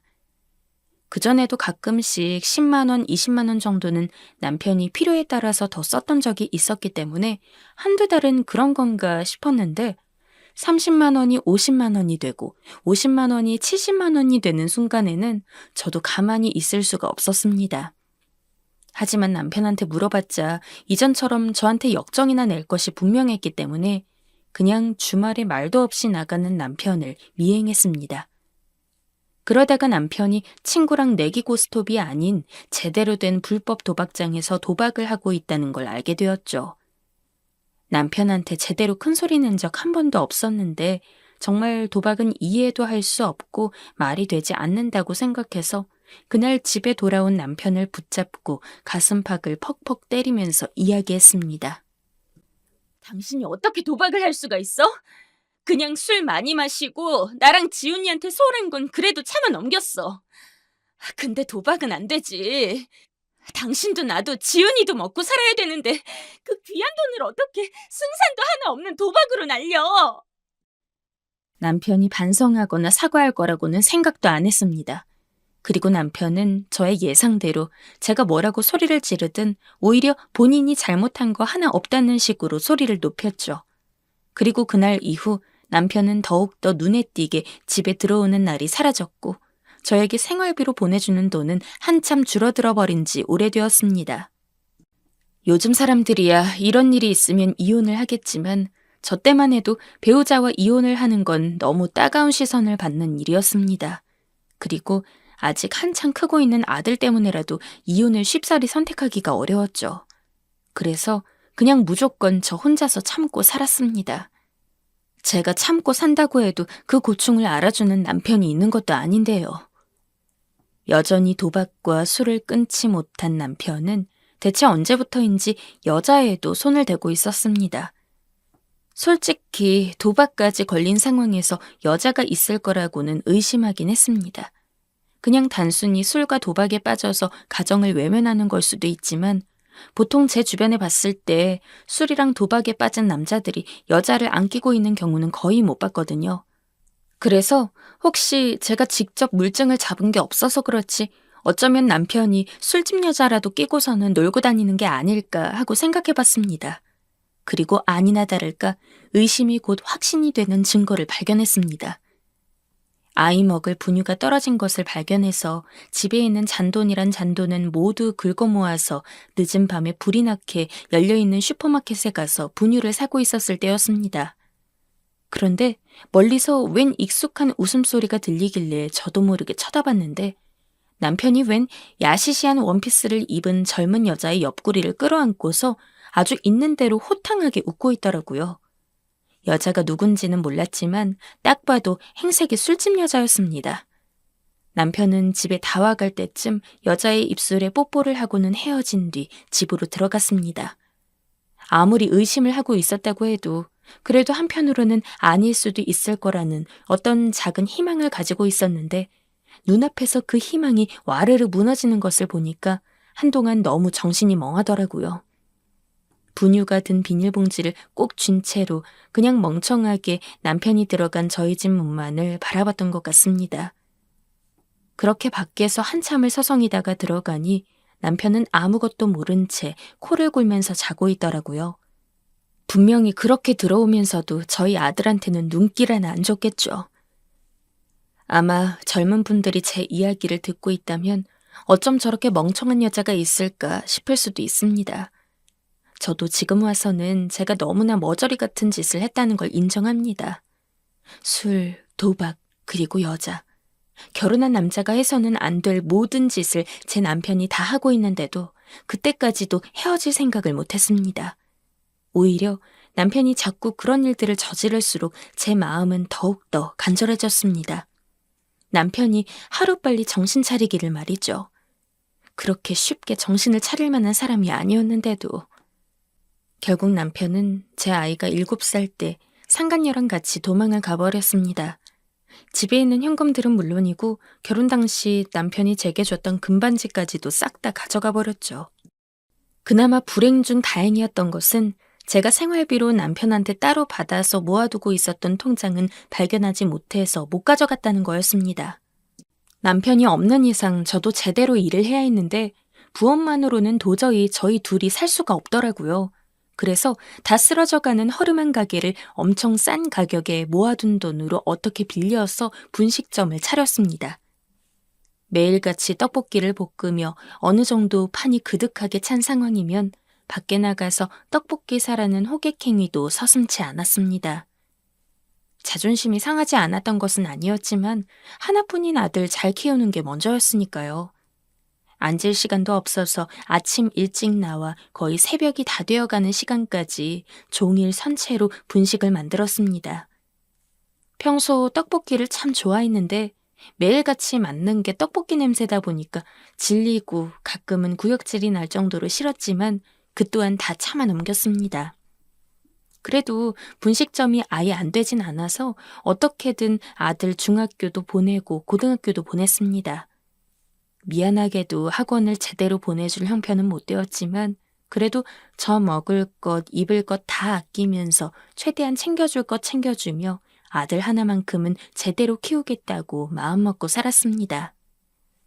그렇게 노력을 해서 그런지 저희 아들 대학 갈 때 합격한 아들보다 제가 더 기뻐서 하루 종일 눈물을 흘렸습니다.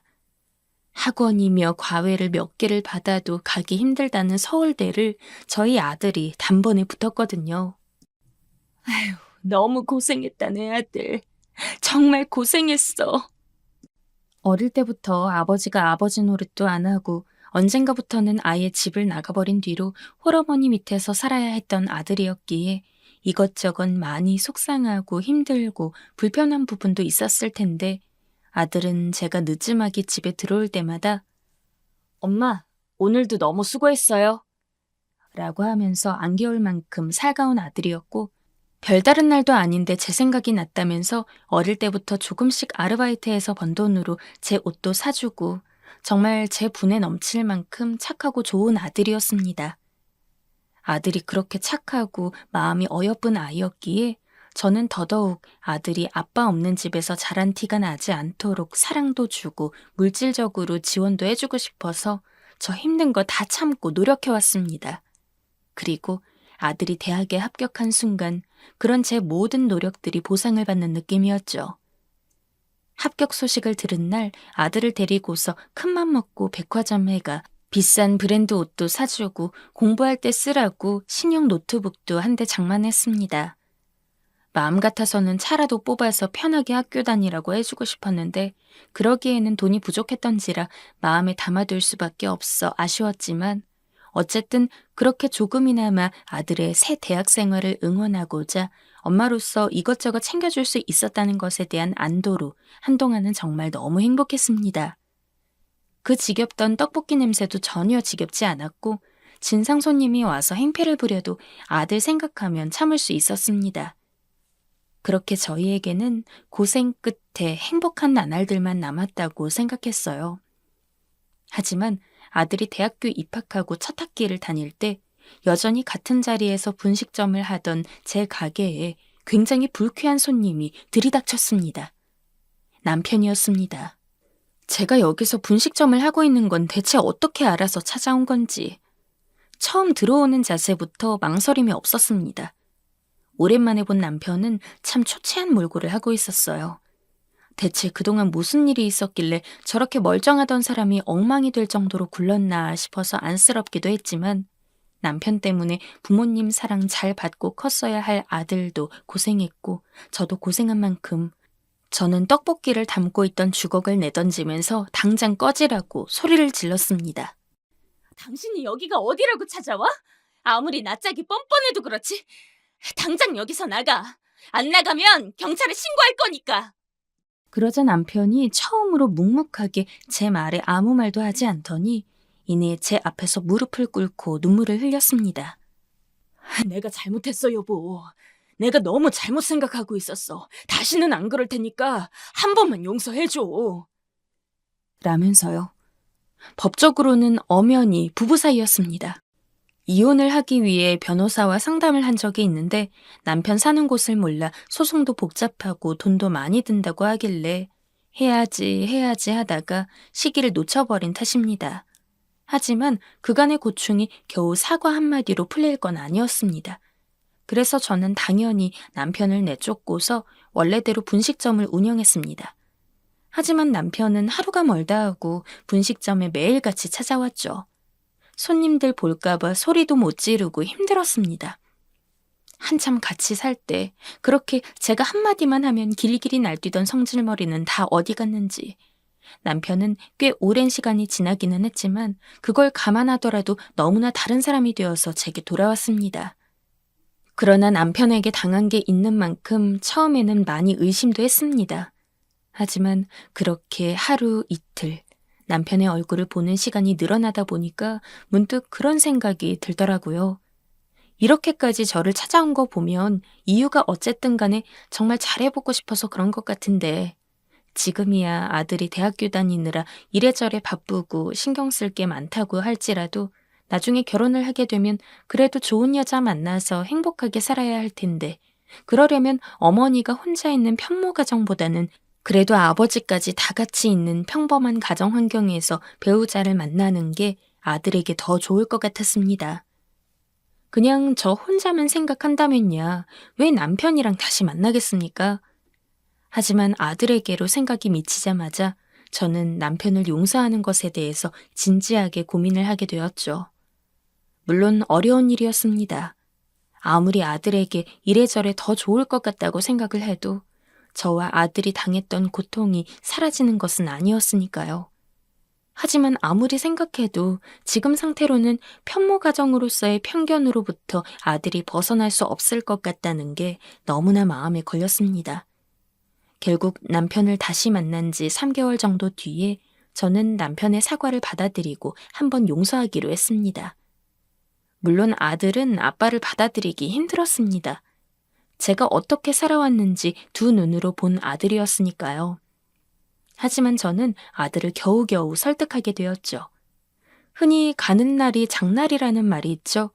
제가 그런 결심을 하고 남편과 어색하게나마 다시 한번 부부로 살아간 지 얼마 되지 않아서 한창 대학교에 다니고 있던 아들이 갑자기 결혼하고 싶은 여자친구가 있다면서 집에 데려오겠다고 했습니다. 설마 학교를 다니던 중에 연애는 몰라도 결혼할 사람을 데리고 올 거라고는 생각도 못했는데 문득 남편을 보게 되더라고요.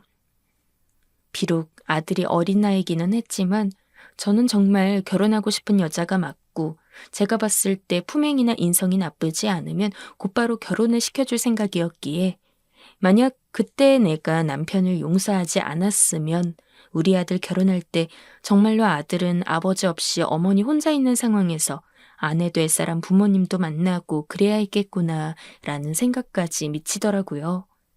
남편과 함께 산 뒤 처음으로 진심을 다해 남편을 용서한 것이 다행이라 느꼈습니다.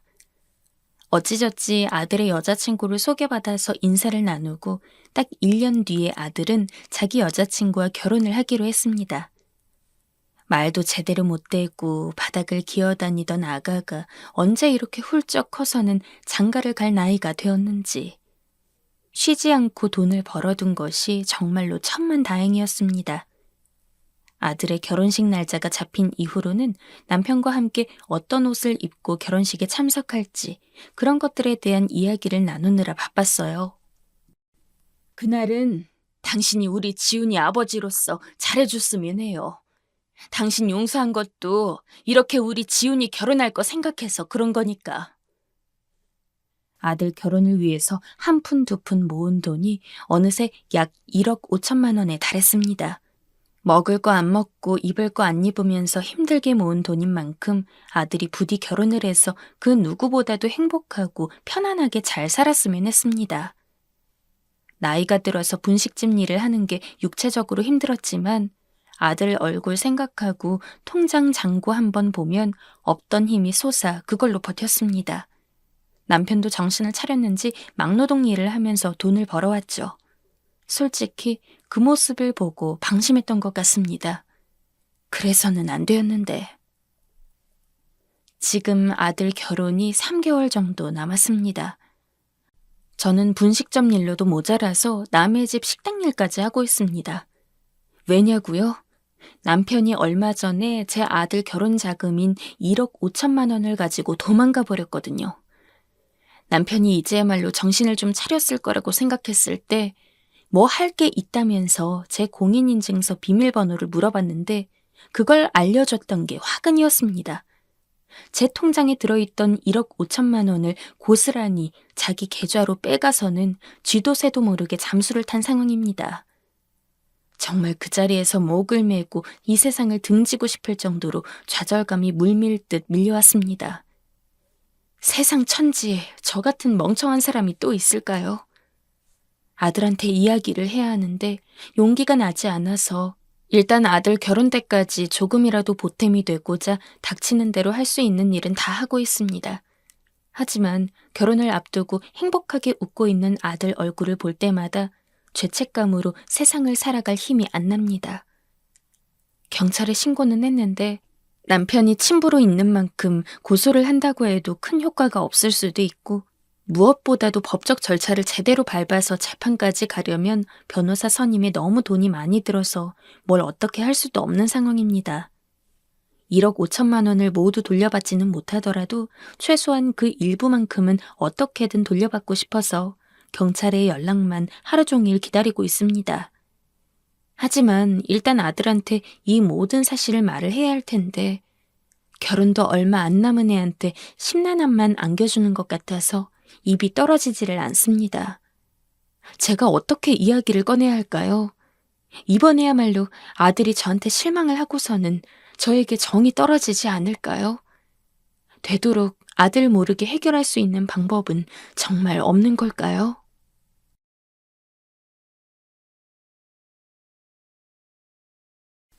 안녕하세요. 고부간의 갈등 같은 건 사실 집 밖으로 내지 않는 게 맞다고 하지만 저는 지금 극단의 결정을 앞둔 상태에서 누구건 붙잡고 물어보고 싶은 심정입니다.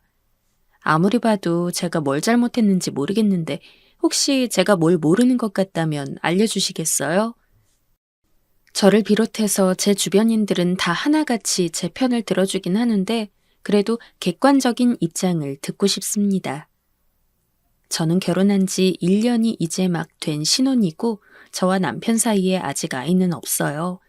얼마 전에 혼인신고를 했고 아기가 생각보다 잘 들어서지 않아서 이것만으로도 고민이 많았는데요. 생각해보면 이게 정말 불행이기만 한 건지 아니면 다행인 건지 헷갈립니다. 제가 이렇게 생각하는 이유는 저희 시어머니 때문인데요. 저희 어머니는 아버님을 먼저 보내시고 혼자서 저희 남편을 키우셨어요. 그런데 그렇게 오래된 일은 아니고 몇 년 된 일이에요. 당시 저와 남편이 만나고 있을 때였는데 그때도 연애하고 있던 우리에게 어찌나 빨리 결혼하라고 성하셨는지 모릅니다. 그런데 그 이유가 좀 납득이 안 가고 황당하더라고요. 저희 엄마도 듣고 좀 언짢아 하셨어요. 얘 미연아, 정진이 아빠 오늘 내일 하는데 빨리 네가 결혼해서 며느리 노릇 해드려야 되는 거 아니니? 언제까지 그렇게 연애만 하고 놀기만 할 거야? 여자가 돼서 얼른 부인 노릇도 하고 해야지. 얘네 아빠 그렇게 며느리 보고 싶어 하는데 그 소원을 하나 못 들어주니? 불려가서 이런 말을 듣던 날 저도 좀 황당했고 당시 남자친구였던 남편의 사정이 무척 딱하기는 했지만 그것 때문에 중요한 일을 앞당겨서 결정할 수는 없는 거 아닌가요? 한창 연애 초에 섣불리 결정을 할 수가 없어 당연히 결혼을 미뤘고 남자친구는 좀 서운해하기는 했지만 그냥 받아들여 주더군요. 그렇게 시간이 몇 년 지나고 계속 만나다 보니 저도 결혼해도 될 것 같아서 확신을 가지고 서로 진행을 하게 되었고요. 그 상황쯤 오니 어머니는 더 예민하게 대하시더라고요. 니네 장난하니? 결국 결혼할 거면 네 아빠 있을 때 했어야지. 기어코 결혼식 자리에 나를 혼자 앉혀야 속이 시원하겠어? 미연이 너도 보통 아니다. 어머니 마음을 이해 못하는 것은 아니지만 왜 집안의 대소사를 결정하는 것에 있어서 제 입장은 전혀 생각을 못 하시는 걸까요? 이때부터 왠지 저를 남의 집 귀한 자식으로 생각하지 않고 본인 인생에 필요한 부속물로 생각한다는 걸 알았어야 했는데 제가 판단을 잘못했나 봅니다. 남편은 연애 때는 괜찮았지만 본인도 막상 자기 아버님을 먼저 보내고 나니 혼자 남은 어머니가 안쓰러웠는지 가끔씩 크고 굵은 일을 결정할 때마다 자꾸 어머니 편을 들더라고요. 그런데 저도 못내 남편이 좀 안 되기도 하고 아버님이 돌아가셨을 때 얼마나 슬퍼했는지 알기 때문에 그냥저냥 다 맞춰주게 되었어요. 결혼을 앞두고 주변에 상담을 했더니 아무래도 이런저런 사정 때문에 마마보이가 될 수밖에 없는 환경이 있겠지만 그래도 초장이 잘 잡아야 된다고 하더라고요. 저는 효심이 가득한 아들이 나쁘다는 게 아니라 본인은 우리 집에 그렇게 할 생각도 없으면서 저만 대리효도 시키려는 느낌이 기분 나빴던 것입니다. 그래서 신혼여행을 갔을 때도 남편에게 신신당부를 해두었습니다. 몇 가지 사항을 적어갔는데 남편이 그걸 보자마자 황당한 얼굴로 저를 보더라고요.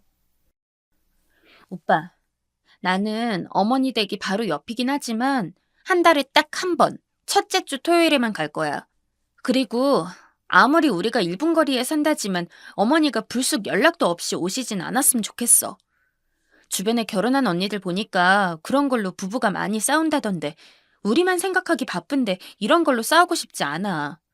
그 정도는 오빠가 어머니께 설명드려줘. 그리고 한 달 용돈도 양가 똑같이 10만 원씩 드리기로 해. 남편은 솔직히 이해가 전혀 안 간다는 표정이었고 뭔가 반박하고 싶어하는 얼굴이었어요. 그러더니 결국 입을 열더군요. 미연아, 어른들이 집에 좀 오시는 게 뭐가 어때서 그래? 나는 장인어른 장모님 오시는 거 좋아. 우리 엄마도 좀 올 수 있지 뭘 그래. 그걸 이렇게 좋은 날에 꼭 짚고 넘어가야겠어? 이 좋은 신혼여행 때 말을 하는 게 맞는 거 아니야? 나는 오빠랑 같이 잘 살아보려고 결혼했고 중요한 일들이니까 이렇게 전하는 거야. 나중에 갑자기 서로 뜻 안 맞아서 싸우는 것보단 낫잖아. 결국 남편은 백기를 들었고 이렇게 정한 대로 어머니께 전달을 했더군요. 하지만 어머니가 한 가지 포기하지 못하시는 것이 있었으니 바로 왕복 5시간이 걸리는 시외할머니 댁에 한 달에 한 번씩은 가야 한다는 것이었어요. 듣자 하니 정말 너무 힘이 빠지더군요.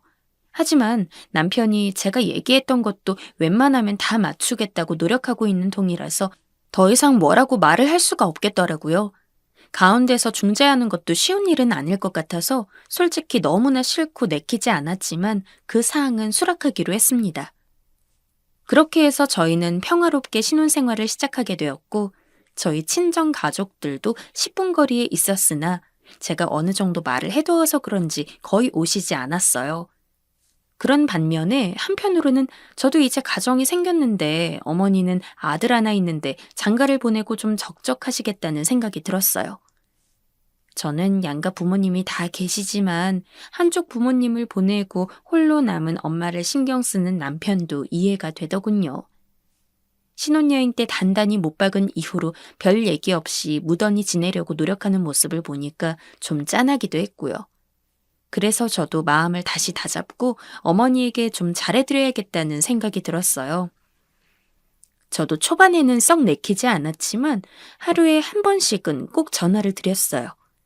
처음에는 조금 놀라시는 것 같더니 갈수록 좋아하시면서 밝게 받아주시더군요. 그런 모습을 보니까 왠지 좀 죄송하기도 하고 하나밖에 없는 며느리인데 더 따뜻하게 잘해드려야겠다는 생각이 들었어요. 그런데 몇 번 통화를 할 때마다 약간은 신경 쓰이는 게 있더라고요. 당시에는 제가 예민한가 했는데 지나고 생각할수록 어머니의 태도가 뭔가 좀 일반적이지 않다는 생각을 하게 되었어요. 미연이 너 회사니? 네, 어머니. 무슨 일이세요? 내가 김치를 좀 했는데 갖다 주려고. 아주 맛있게 됐어. 이따가 정진이랑 저녁에 맛있게 먹어. 고기랑 먹으면 아주 맛있을 거다.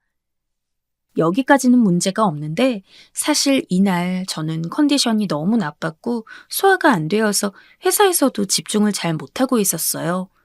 저녁에 당연히 죽을 사다가 먹을 생각이었는데 어머니가 메뉴를 저렇게 말하시길래 그냥 저도 무심결에 답을 했는데요. 거기서 어머니의 반응을 보고 정말 소름이 끼치더군요. 어머니, 제가 속이 너무 안 좋아서 오늘 내내 토하고 말도 아니었어요. 저녁에는 죽 먹으려고요. 김치는 이따가 저녁에 정진 씨 보고 들르라고 할게요. 이렇게 말하면 당연히 알겠다고 하시거나 아니면 걱정을 해주실 줄 알았어요. 저도 이렇게 어머니를 챙기고 있으니 어머니도 저를 딸처럼 생각해 주실 거라며 기대를 너무 크게 했던 걸까요? 그래? 요즘 장염 바이러스가 아주 심하다던데. 그럼 약 먹고 손 깨끗이 씻어라. 음식할 때 묻어있으면 정진이한테 옮으니까. 고기도 같이 가져다 줄 테니 수육 뽀실하게 삶아서 김치랑 같이 정진이 먹여라. 듣는 내내 저에 대한 내용은 하나도 없고 오로지 본인 아들을 잘 챙겨 먹이라고 하시는데 너무 기가 막히는 거예요. 제가 무슨 요리사도 하숙집 아주머님도 아니고 설사 그렇다고 해도 아프다고 하면 그 한 끼 차려 먹이는 건 쉬는 게 정상 아닌가요? 이런 가정까지 하며 비교를 해야 된다는 것 자체가 어이가 없더라고요. 사람이 아프다는데 그 와중에도 자기 아들 밥 못 먹을까봐 그것도 아픈 며느리한테 옮을까봐 손 깨끗이 씻어서 잘 해서 먹이라니요. 너무 화가 났지만 이날 계속 배가 저릿저릿하게 아프고 툭 하면 화장실을 달려가야 했기 때문에 그것까지 바로 따지고 있을 수는 없었어요. 전화해서 남편한테 가까스로 말을 했더니 남편 반응은 무척 천연덕스럽더군요. 아, 그래? 아파? 그럼 가는 길 내가 죽 사갈게. 뭐가 문제야? 오빠, 어머니는 그 와중에 나보고 손 씻고 요리해서 오빠 먹이라잖아. 오빠가 직접 전화해서 알아서 챙겨 먹는다고 말해. 더 이상 어머니랑 이야기하고 싶지 않았고 분명히 저녁 시간 지나서 제대로 해먹였냐고 전화하실 게 뻔했거든요. 그런데 남편은 거기다 대고 한심한 말을 하는 게 아니겠어요? 미연아, 뭘 이런 것까지 나한테 일일이 시켜. 내가 죽도 사다 준다고 했잖아. 그 정도는 네가 엄마한테 말하면 되지. 우리 엄마 그렇게 꽉 막힌 분 아니셔. 여기까지 듣고 나니 짜증이 확 밀려오는데 가뜩이나 속도 따끔따끔한데 별걸 다 신경 쓰게 만드는 남편이나 어머니나 너무 보기 싫어서 그냥 전화를 대충 끊었어요. 그러고 집에 왔더니 아니나 다를까 어머니한테 또 전화가 온 거예요. 너 많이 아프다고 정진이가 죽 사간다던데 김치는 내일 가져간다더라. 그렇게 많이 아픈 거니? 이렇게 전화가 오니까 왠지 머쓱하기도 하고 불편하더라고요. 그냥 제가 말을 해도 됐었겠다 싶어서 살짝 민망하기도 하던 중 뒤이은 어머니의 말은 정말 뒤통수를 확 날리는 말이었어요. 그럼 오늘은 쉬고 내일은 꼭 해서 먹여라. 나 지금 김치 가지고 가는데 무거우니까 네가 내려와서 이거 들고 가라. 1층에서 전화할게. 정말 듣자마자 어찌나 화가 나던지. 제대로 앉지도 못하고 소파에 누워 있었는데 너무 짜증이 나더라고요. 그냥 자기 아들이 밥 못 먹는 상황이 못마땅하신 거였어요. 결국 어거지로 내려가서 그걸 들고 올라왔고 남편은 참 타이밍도 좋게 한 30분 지나서 집에 들어오더라고요. 이 부분으로 또 싸우기에는 제가 너무 지쳐 있었고 그렇게 대강 넘어가게 되었어요. 그러고 시간이 지나서 한 달에 한 번 시외할머님 댁에 들르게 된 날 정말 가고 싶지 않았지만 어쩔 수 없이 가게 되었어요. 왕복 5시간이고 저도 회사원이다 보니 주말에 쉬고 싶지만 약속을 했는데 어쩔 수가 없겠더라고요. 역시나 거기 가서도 어머니는 본인 친정 오셔서 저한테 이것저것 자꾸 시켜대지를 않나. 남편은 본인 외가 왔다고 누워서 TV나 보고 있지를 않나. 정말 상황이 한심하게 느껴지더라고요. 갈수록 어머니에 대한 저의 감정도 좋아지기는커녕 더 악화될 뿐이라 저도 심히 신경이 쓰이고 머리가 아팠습니다. 이런 식으로 계속 지내야 할 텐데 앞이 까마득하더라고요. 어찌되었건 그렇게 도리를 다 했는데 이보다 저를 더 힘들게 하는 것이 있었으니 바로 매일같이 걸려오는 전화였어요. 어머니는 제가 회사에 있는 걸 알면서도 수시로 전화를 하셔서 본인 이야기만 하시고 자꾸 심부름을 시켜대시더라고요. 정말 별것도 아닌 걸로 연락을 해서 말을 하시는 통에 처음에는 어쩔 수 없이 받았지만 조금씩 쌓이더군요. 중요한 내용이면 모르겠지만 그런 것도 아니었어요. 회사 직원도 옆에서 보더니 황당해 하더라고요. 미연아, 나 오늘 저기 어디서 모임이 있어서 갈 건데 거기 지하철로 어떻게 가야 하는지 뭐가 제일 빠른지 네가 좀 알아보고 나한테 문자로 보내라. 네, 어머니? 저 곧 회의 들어가야 하는데요. 아유, 참. 아, 그거 얼마나 걸린다고 그래. 시간이 별로 없으니까 빨리 알아보고 문자로 보내라. 알았냐? 자료 준비를 한창 하고 있던 차에 어머니 전화를 받고 보니 신경이 엄청 날카로워지더라고요. 그런 건 자기 아들한테 시켜도 되는데 말입니다. 꾸역꾸역 알아보고 보내드리긴 했는데 계속 이런 식이면 어떡하나 막연한 걱정이 되었어요. 그리고 그 걱정은 현실이 되어버렸습니다. 어머니는 정말 시도 때도 없이 점심때에도 제가 외근을 나가 있어도 계속 전화를 하셔서 급한 일도 아닌 것들을 저보고 찾아보라 하시는 겁니다. 미연아, 나 요즘 좀 여기저기 아픈데 어디서 파는 약이 뭐가 좋다고 하더라. 그것도 알아보고 전화번호 받아서 나한테 보내라. 저도 여기서는 못 견디고 할 말을 해버렸습니다. 어머니, 죄송한데 제가 지금 동료들이랑 같이 있고 일이 좀 많아요. 오늘 야근도 해야 될 정도로 바쁘고요. 급하신 거면 정진 씨한테 전화해서 물어보셔도 될 것 같아요. 그러자 돌아온 어머니의 말은 제 분노가 격해지게 만들더군요. 얘도 참 뭐라는 거니? 정진이 얼마나 바쁜데 이런 일로 전화를 해. 네가 바쁘면 뭐가 바쁘다고. 남자가 바깥일 할 때는 귀찮게 하는 거 아니야. 아, 너도 쓸데없이 정진이한테 전화하지 마라. 무려 연봉도 제가 남편보다 더 높고 일 강도도 훨씬 세다고 말할 수 있는데 어머니는 어쩜 이렇게 자기 자식밖에 모르는 걸까요? 저는 숨을 좀 고른 뒤 다시 말씀드렸어요. 어머니, 제가 일하고 있을 땐 한 번에 여러 가지를 할 수 없어서요. 이따 중요한 업무 하나 마치고 그때 다시 연락드릴게요. 이렇게 말씀드려야 전화를 끊으실 것 같더라고요.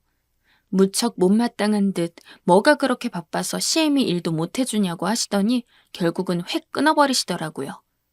전화기를 그대로 잡고 있는 제 모습이 너무 무안해서 화가 났는데 그날 야근을 하고 11시가 넘어 집에 들어가서 더 말도 안 되는 일이 일어났습니다. 당장이라도 쓰러질 것 같은 몸을 안고 겨우 집으로 들어갔는데 어느새 퇴근해서 말끔하게 씻고 야식을 먹고 있던 남편이 저한테 다짜고짜 화를 내는 게 아니겠어요? 너 우리 엄마한테 너무한 거 아니야? 이게 뭔 소리인지. 어머니 이야기라면 나도 할 말이 많은데 저 역시 화가 치솟더군요. 엄마가 지금 많이 외롭고 하나밖에 없는 며느리 예뻐서 친구처럼 잘 지내보려고 전화도 하고 그러는 건데 그걸 그렇게 모질게 잘라내야겠어? 정말 한쪽에서만 전한 입장이 이렇게까지 지독하게 각색이 될 수 있다는 게 어이가 없었습니다. 오빠, 왜 내 이야기는 들어보지도 않고 화를 내는 거야? 너 전부터 우리 엄마한테 불만 많았잖아. 불쌍한 우리 엄마 그것 좀 들어주는 게 그렇게 힘들어서 짜증을 내? 제가 어머니께 대들었다는 식으로 완전히 이야기는 바뀌어져 있었고 남편은 점점 언성을 높이면서 화를 냈는데 저도 완전히 눈이 뒤집어지더라고요. 뭐라고? 나 회사에 있는데 어머니가 수시로 전화하시면서 약 알아봐라, 길 알아봐라, 무슨 꽃 이름을 알아와라 이런 내용으로 연락하시는데 그럼 본인이 직접 받아. 엄마가 그렇게 불쌍하고 안 됐으면 아들이 직접 알아봐드리면 되지. 그걸 나 시키면서 할 수 있는 말이야? 항상 남편은 이런 식입니다. 자기가 들어도 할 말 없고 자기는 그렇게까지 하기는 귀찮으면서 저한테 대리효도를 시키고 싶은 것이었더라고요. 문제는 본인은 우리 집에 여지껏 전화나 문자 한 번 한 적이 없었다는 것이고요. 이 부분에 대해 저는 한 번도 문제 삼은 적이 없는데 왜 이렇게 기형적으로 한쪽으로 기울어 저만 어머니를 챙겨야 되는 걸까요? 결국 이날 이판사판 다 가자는 생각으로 격하게 싸웠고 며칠을 냉전을 알아야 했습니다. 몸도 아프고 지친 상태로 들어온 저에게 위로는 못해줄 망정 자기 엄마 서운하게 했다며 소리를 질러대는 남편을 보니 왜 이 사람이랑 결혼을 한 건지 새삼 별 생각이 다 들더라고요. 친정엄마께 상담을 했더니 엄마도 못내 속상하신 듯 했지만 그래도 사돈어른 입장을 이해해드리라고 하시더라고요. 여기까지 오니 정말 제가 다 잘못한 건지 머리가 이상해질 것 같았습니다. 어쩌면 이렇게 시어머니와 친정엄마의 입장은 다른 걸까요? 저희 엄마는 이조차도 사위와 사돈 쪽 생각을 해주시는데 말이에요. 아무리 그래도 네 도리는 다 하는 게 좋아. 물론 그런 전화까지 다 받으라는 건 아니고 그냥 어른들에게 자식으로서 할 역할을 하는 게 맞겠구나. 결국 저도 그냥 분을 꾹꾹 누르면서 굳이 남편과 이런 문제를 또 짚고 해결하고 싶지 않아서 넘어가기로 했어요. 그리고 얼마 안 가서 어버이날이 찾아왔는데요. 저나 남편이나 상당히 마음이 거북한 상태였지만 그래도 어쩌겠어요. 각자 도리는 다 해야 하니 저도 꾹 참고 어머니 드릴 선물을 준비했어요. 다른 회사는 몰라도 저는 이번 어버이날에도 업무가 있기 때문에 그날 어른들을 못 뵐 것 같아서 일주일 전에 미리 어머니와 저희 친정에 찾아가 인사를 드렸습니다. 당일날 못 찾아뵙는 게 좀 죄송하기도 해서 일부러 아는 동생이 하는 유명한 꽃집에서 특별히 주문을 해서 용돈도 예쁘게 장식을 해서 만들고 어머니 좋아하시는 간식거리들도 사서 따로 식사도 했어요. 남편도 이때는 좀 마음이 풀린 것 같더라고요. 솔직히 이날도 하나하나 다 따지면 끝이 없지만 남편은 그날 이후로 저에게 꽁해서 양가 어른들 선물 준비하는 것에 전혀 관심이 없더라고요. 저에게만 완전히 일임해 두고 돈만 준 것이었어요. 그런 상황도 마음에 들지 않았지만 좋은 게 좋은 거다 하면서 그냥 이렇게 어버이날을 기념하기로 했어요. 어쨌든 양가 어른들 다 만족스러워 하셨으니까 말이에요. 이후로 대면 남편과 몇 마디 하면서 며칠을 보냈고 어버이날 당일 저는 원체 쉬지 못하는 날이었기에 밤 늦게까지 일에 매달렸고 동료들과 함께 겨우 국밥집에서 순댓국으로 배를 채운 뒤 집에 돌아왔어요. 그날은 남편도 일찍 자고 있었고 그 다음 날도 휴일이었으니 저도 좀 늦게까지 잘 예정이었는데요. 새벽부터 전화가 울려서 알람인 줄 알았는데 자세히 보니 어머니였어요. 이 시간에 전화를 하실 일은 없는데 무슨 일이 생기신 줄 알고 놀라서 받았어요. 그런데 정말 저는 이날로 어머니에게 완전히 정이 떨어지고 말았습니다. 아직까지도 얼굴을 안 보고 있는 상황이고요. 너는 며느리가 돼가지고 어버이날 시애미한테 전화 한 통을 안 하냐? 시애비 없이 혼자 산다고 무시하는 거야 뭐야? 머리가 정말 아찔할 정도로 깨질 듯 울리더군요. 분명히 저는 어버이날 일을 한다고 말씀을 드렸고 남편은 그날 집에서 놀고 먹고 쉬었어요. 이런 사정으로 먼저 찾아뵈서 식사도 하고 선물도 드리고 용돈도 챙겨드리고 무슨 회사가 그렇게 바쁘냐는 말까지 오가며 분위기 좋게 잘 헤어졌는데 말입니다. 이윽고 이어지는 말은 정말 제 핏대를 올리기에 아주 딱 적합하더라고요. 니네 시모네 며느리는 어제 그렇게 선물을 사오고 전화도 아침 저녁으로 하고 그런다던데. 아, 나만 며느리 잘못 드렸다고 다들 불쌍해하는데 나는 어디다 하소연을 해야 되냐? 어머니, 지난주에 배웠잖아요. 저도 선물 드리고 꽃다발도 가져다 드렸는데 왜 그러시는 거예요? 저도 흥분해서 조금씩 말이 가림없이 나오기 시작하더군요. 뭐야? 그래도 어제가 어버이날인데 전화를 안 한 게 누구냐? 아직도 네 잘못이 뭔지 모르는 거야? 저 어제 일하고 있었어요, 어머니. 아시잖아요. 정진 씨는 집에 있었는데 그 사람은 전화 안 했던가요? 정진이 얘기는 왜 하는 거야? 지금 네 얘기하는 거 아니야? 보아하니 분위기가 남편도 안 했는데 저한테만 그러시는 것 같더군요. 계속 다른 집 며느리 비교하시면서 소리를 질러대는데 저도 나름 꽃다발에 30만 원 용돈 예쁘게 빼곡하게 채워서 드렸건만 누구네 집은 용돈을 더 줬나 봅니다. 계속 선물이니 당일 전화 가지고 소리를 지르는 걸 보니까요. 그러면서 하시는 말씀이 솔직히 저도 바랐던 말인데 어머니가 먼저 하시더라고요. 나는 자식이 그렇게 볼썽사납게 구는 거 못 보겠고 그런 며느리도 필요 없다. 이럴 거면 인연 끊어. 대체 누가 할 말인지 모르겠더라고요. 저는 이보다 더 이상 잘해드릴 자신이 없는데 그런 제 모습이 마음에 안 든다고 인연을 끊자니요. 달리 할 말이 없어서 저도 똑같이 받아쳤습니다. 어머니 마음이 그러신데 제가 뭐라고 하겠어요. 끊어야겠네요. 그랬더니 어머니는 갑자기 왁 소리를 지르시더니 귀가 찢어지도록 엉엉 서럽게 우는 소리를 내시는 게 아니겠어요? 핸드폰 화면 너머로 몇 분이 지나가도록 그렇게 고성을 질러대시는데 더 듣고 있을 수가 없어서 끊었습니다. 거실에서 아무렇지도 않게 야식 쓰레기들을 널브러뜨려 놓고 이런 상황이 있는지도 모르고 자고 있는 남편이 너무 보기 싫어서 저도 머리가 너무 아파 옷을 챙겨 입고 친정으로 와버렸어요. 이런 이야기까지 엄마에게 하면 너무 속상해하실 것 같아서 그냥 꾹 참고 엄마 밥 먹고 싶어서 왔다고 했습니다. 그러던 중에 갑자기 남편한테 전화가 걸려왔어요. 너 진짜 나랑 해보자는 거야? 우리 엄마한테 인연 끊자고 했다며? 제정신 있냐? 결국 저는 숟가락을 내려놓고 이성을 잃고 소리를 질렀어요. 어머니가 먼저 끊자고 했거든? 어제 어버이날 전화 그거 한 통 하루 종일 안 했다고 나 같은 며느리 필요 없다고 인연 끊자고 하시는데 그럼 내가 뭐라고 해야 돼? 그럼 당신이라도 챙기지 그랬어. 남편 역시 자기도 못 챙긴 게 맞았던지 우물쭈물거리면서 또 소리를 지르는 게 아니겠어요? 어른들은 그런 걸로 화낼 수도 있는 거야. 그래도 네가 다 맞춰줬어야지.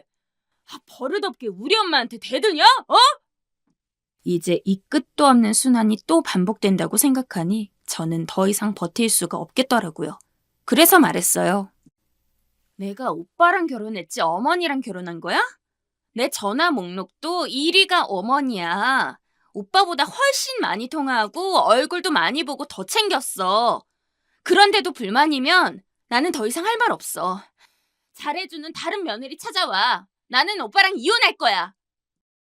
그랬더니 곱비 풀린 망아지처럼 저한테 웽웽거리는데 새삼 이런 부분에서 참 자기 어머니랑 똑같다는 생각이 들더군요. 논리도 없이 그냥 무조건 자기가 이겨야만 하는 것 같았어요. 그게 지금 할 말이야? 너 당장 들어와서 우리 엄마한테 사과해. 이런 걸로 이혼을 말하고? 너 진짜 우리 엄마한테 제대로 혼나볼래? 여기까지 듣고 있으니 뭘 더 고민하는 건가 싶습니다. 저는 진지하게 이혼할 생각이 있고 친정에 있으면서 이것저것 알아보는 중이에요.